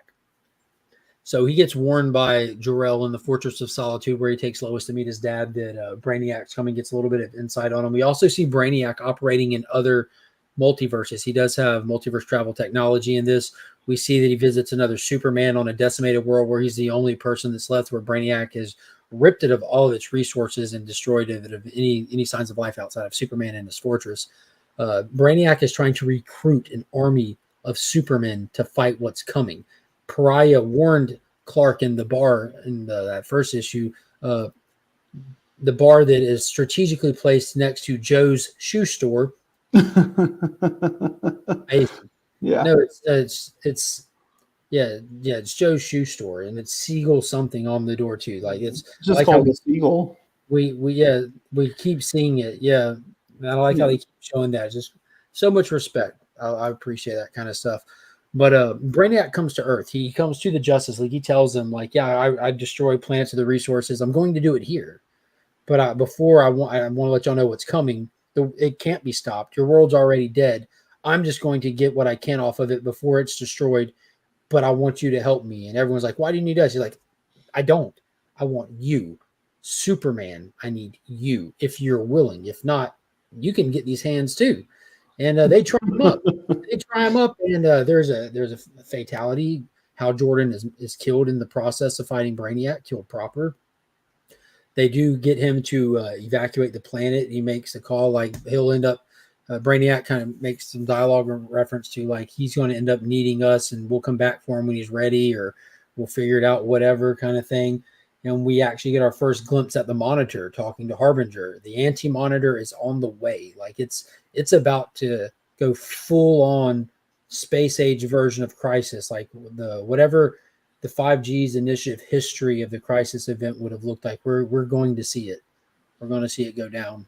It's going to be nuts. Yeah. Yeah, it was a cool issue. I would have liked to see more. This is unfair, but like more character work if you're going to introduce every character. Because like you had good stuff with the Flash. We got like Hal Jordan stuff in the last one, but like if you thought Wonder Woman was a footnote in the last issue, like she's just a gumshoe stain on the floor in this one. Yeah, she was JSA secretary level in this one. So you did have a Green Arrow. There was a couple lines of dialogue. Yeah. There's a couple lines of dialogue. Just like, and I found myself reminding myself, what's the name of the book? Superman. Enough said. So, yeah. Which is weird. Like, why call it Superman if you're going to introduce all these characters, but then you don't have enough space for all these characters with Superman being the title character? I don't know. Like, it's not bad. Like, I'm not complaining about the book. It's just weird that there's like so many A-level background characters, you know? Yeah, we assume because they're there that they should be playing a bigger part, but they don't necessarily need to be. Yeah. It's still, like, God. Like, Green Arrow did not fire a single arrow. No, he didn't need to, though, because it's not his book. Yeah. Like the stuff with the Flash was really good, though. I was going to say, every time I look over at this cover, I see Barry, and I just keep thinking about the stupid bomb closet. That was so damn funny. That whenever he's like, what is it? Oh, he's like defusing it. He's saying like, first you do the red wire, and then you do this to the green wire, and then they like interrupt him. You know, whole conversation. And walk away, like, okay, so now it's the black wire with the red wire. Like, oh no. That man, like, okay, I only have an hour. I'm on the clock. Let's go. Like, But I like how Bruce did come to the realization that like his viewpoint was not accurate. He did recognize that he was wrong with just out here punching person actors in the face isn't going to save the world. His company is doing more damage to the world than he's putting back into the world of stopping these people. He has to go back to his company and take the reins and take responsibilities, and has to be bigger than what he thought he had to be. You know, his footprint has to be larger if he's gonna make any kind of real change. He pulls like a straight like 1930s gag too. He like throws a dinner party wearing a like gold suit. And like, then swaps with Alfred. It was a total. That was a total like Adam West Batman like kind of gimmick, because Alfred and Batman would switch out in that show, and Alfred would be in the Batman cowl with his facial hair showing, and it was amazing. Yeah, it was good stuff. Yeah, Batman and Alfred switched clothes, and Batman put on the suit, and Alfred put on his gold gaudy tuxedo, and Batman carried him around like he was kidnapping Bruce Wayne. Like, dude, this is amazing. Just so he could hold his limp body and threaten all the other bigwigs of his company that are running a dirty operation. Maxwell Lord, like who was in the book, you know, who's running Wayne Enterprises. Like, it was just so damn good. Y'all ready to give this thing away? Yeah. Yeah. Thing away. If you're in the chat and you're a channel member and you're excited to see if you win this book, you better start throwing some channel emojis out there. So I want to show what's in this bad boy. So these are the books that are provided by channel sponsor Big Time Collectibles. Be sure to check them out at bigtimecollectibles.com. Follow them on Instagram, social media, wherever. This week, they'll be dropping some more of their New York City Comic-Con exclusives that'll be going on sale to the general public that cannot attend in New York. So you don't want to miss out on that. And first up on that list, we have Spider-Man 2099 Exodus number 2. This is the Scon variant with the trade dress. And then this is the Virgin copy of the same book. Awesome set. I used to, every now and then I split sets up just to change it up, but I think people like getting sets also, so I try to do both. I don't know what people like when it comes to this kind of stuff.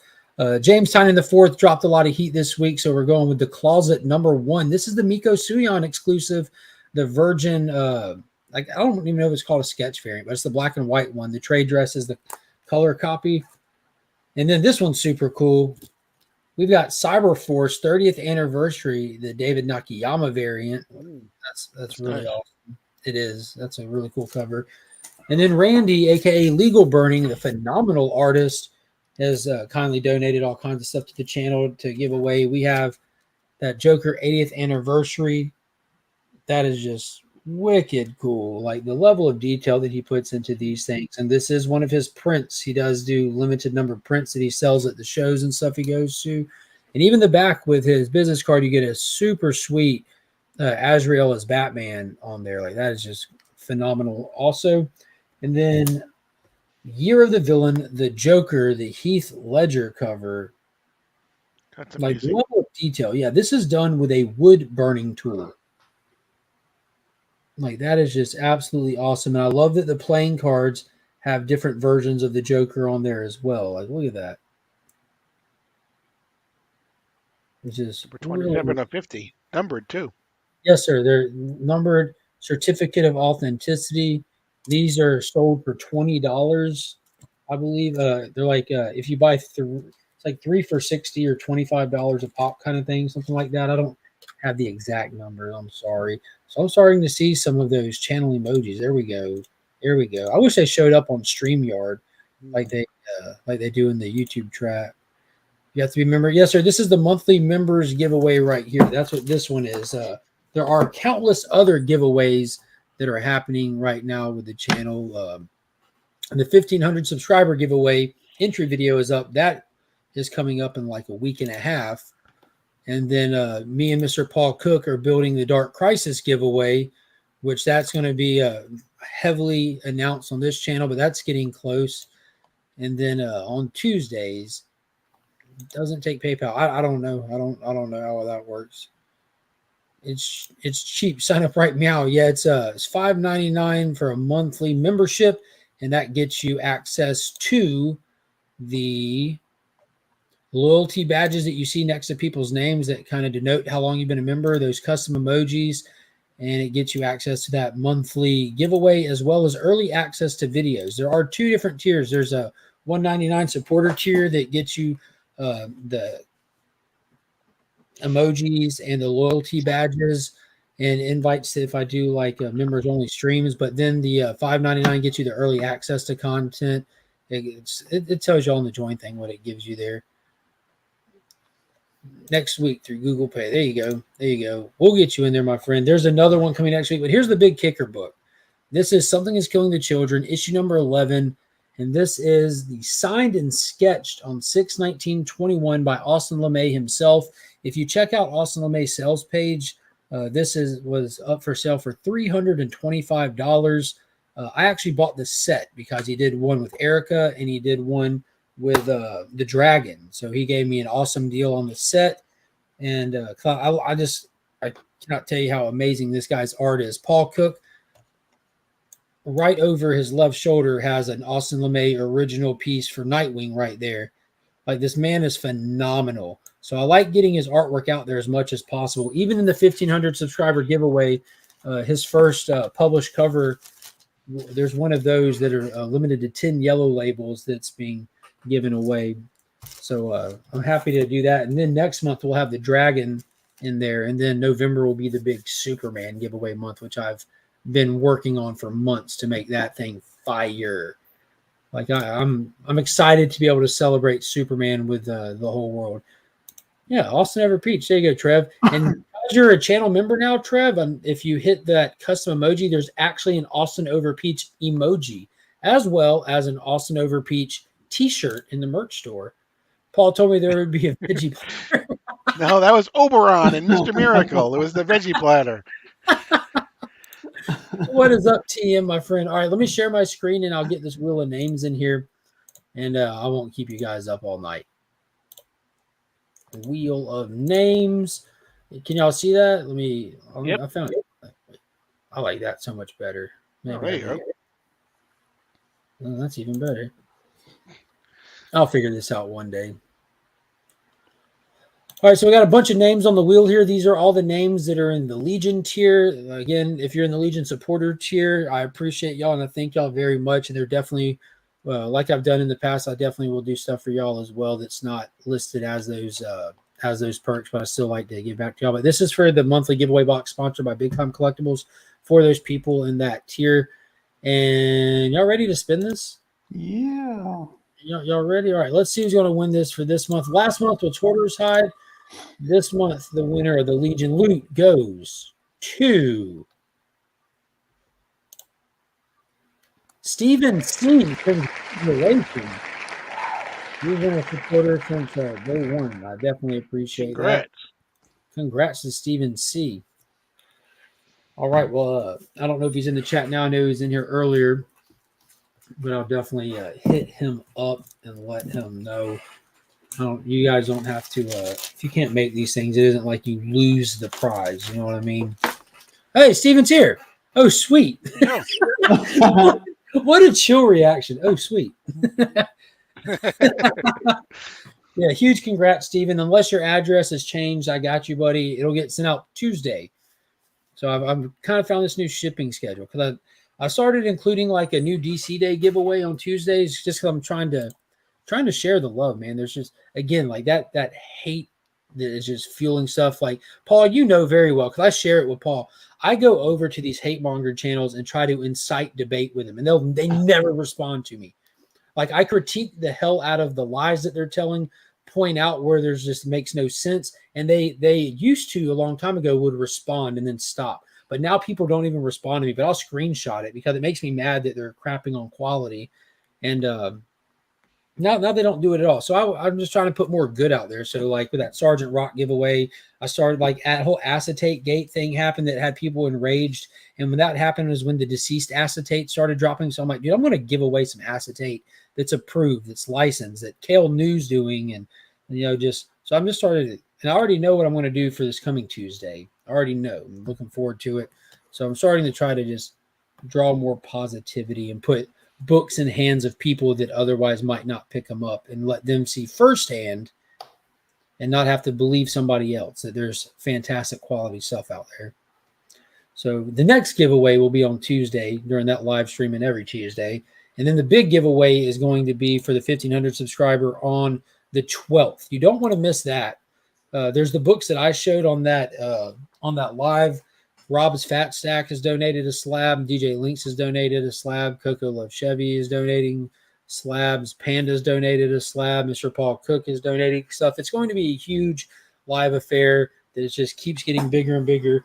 And we're just going to go live Wednesday night and just hang out and just give shit away till we pass out. Nice. So there wasn't a single Dark Crisis tie-in book this week, so me and Paul do not have a deep dive that's posting this week, but make sure that notification bell is on because as soon as there's more, we will be back with them, and you don't want to miss those videos because every time you watch one, every time you leave a comment, it's adding to your chances of winning, and that mega giveaway that we're building for that's been building for the length of this event and continues to grow. Ryan, the tricky devil over there, may or may not have content dropping, guys. Hit that notification bell because Ryan is a tricky bastard. I am working on that, so there will be something this week at some point. Yeah. Huge congrats. Dale was our winner from this past Tuesday for the new DC Day giveaway. He won that Sergeant Rock polybag Frank Quitely book. That's actually his copy that I showed y'all because my little routine is I go to the post office on Tuesday mornings before my shop opens. That's because I still drive all the way across town to use the post office I use at my old house because the one over here is crap. So I go just on Tuesday morning. The one you complained about over there? No. That's my postman that I complained about over there. The guy that brought my mail. The post office, they're phenomenal. Like I know them like on a first name basis. Like they know my kids and stuff. You know, they get excited because I was in there so regularly shipping stuff. The one over here, come to find out from talking to them, their reputation over here is known over there, and I'm not the only person that does that. Apparently, a lot of people travel 10 miles out of their way to avoid the people over here. My DC collection is growing. That's right. We're going to make a winner out of you yet. All right. You got this, brother. You got this. I turned Ryan out real quick. I mean, when you put it like that. Well, I definitely appreciate everybody watching tonight. It's been fun hanging out. Thank you so much to the chat for being active and joining and participating with us. I'm with TM on this one. DC is where it's at. This is one of the few people that I know outside of Paul here and Brother John that can sit there and get hyped over Eclipso with me. Mm-hmm. But be sure to hit that thumbs up. Consider joining the Legion if you haven't already. It's definitely a fun time. I try to do as much as I can to make people get their money's worth out of it. So I'm trying over here. Hope you're feeling the love because I definitely am from you guys, and I appreciate y'all. Until next time, as always, I'm Mark, but we are Legion.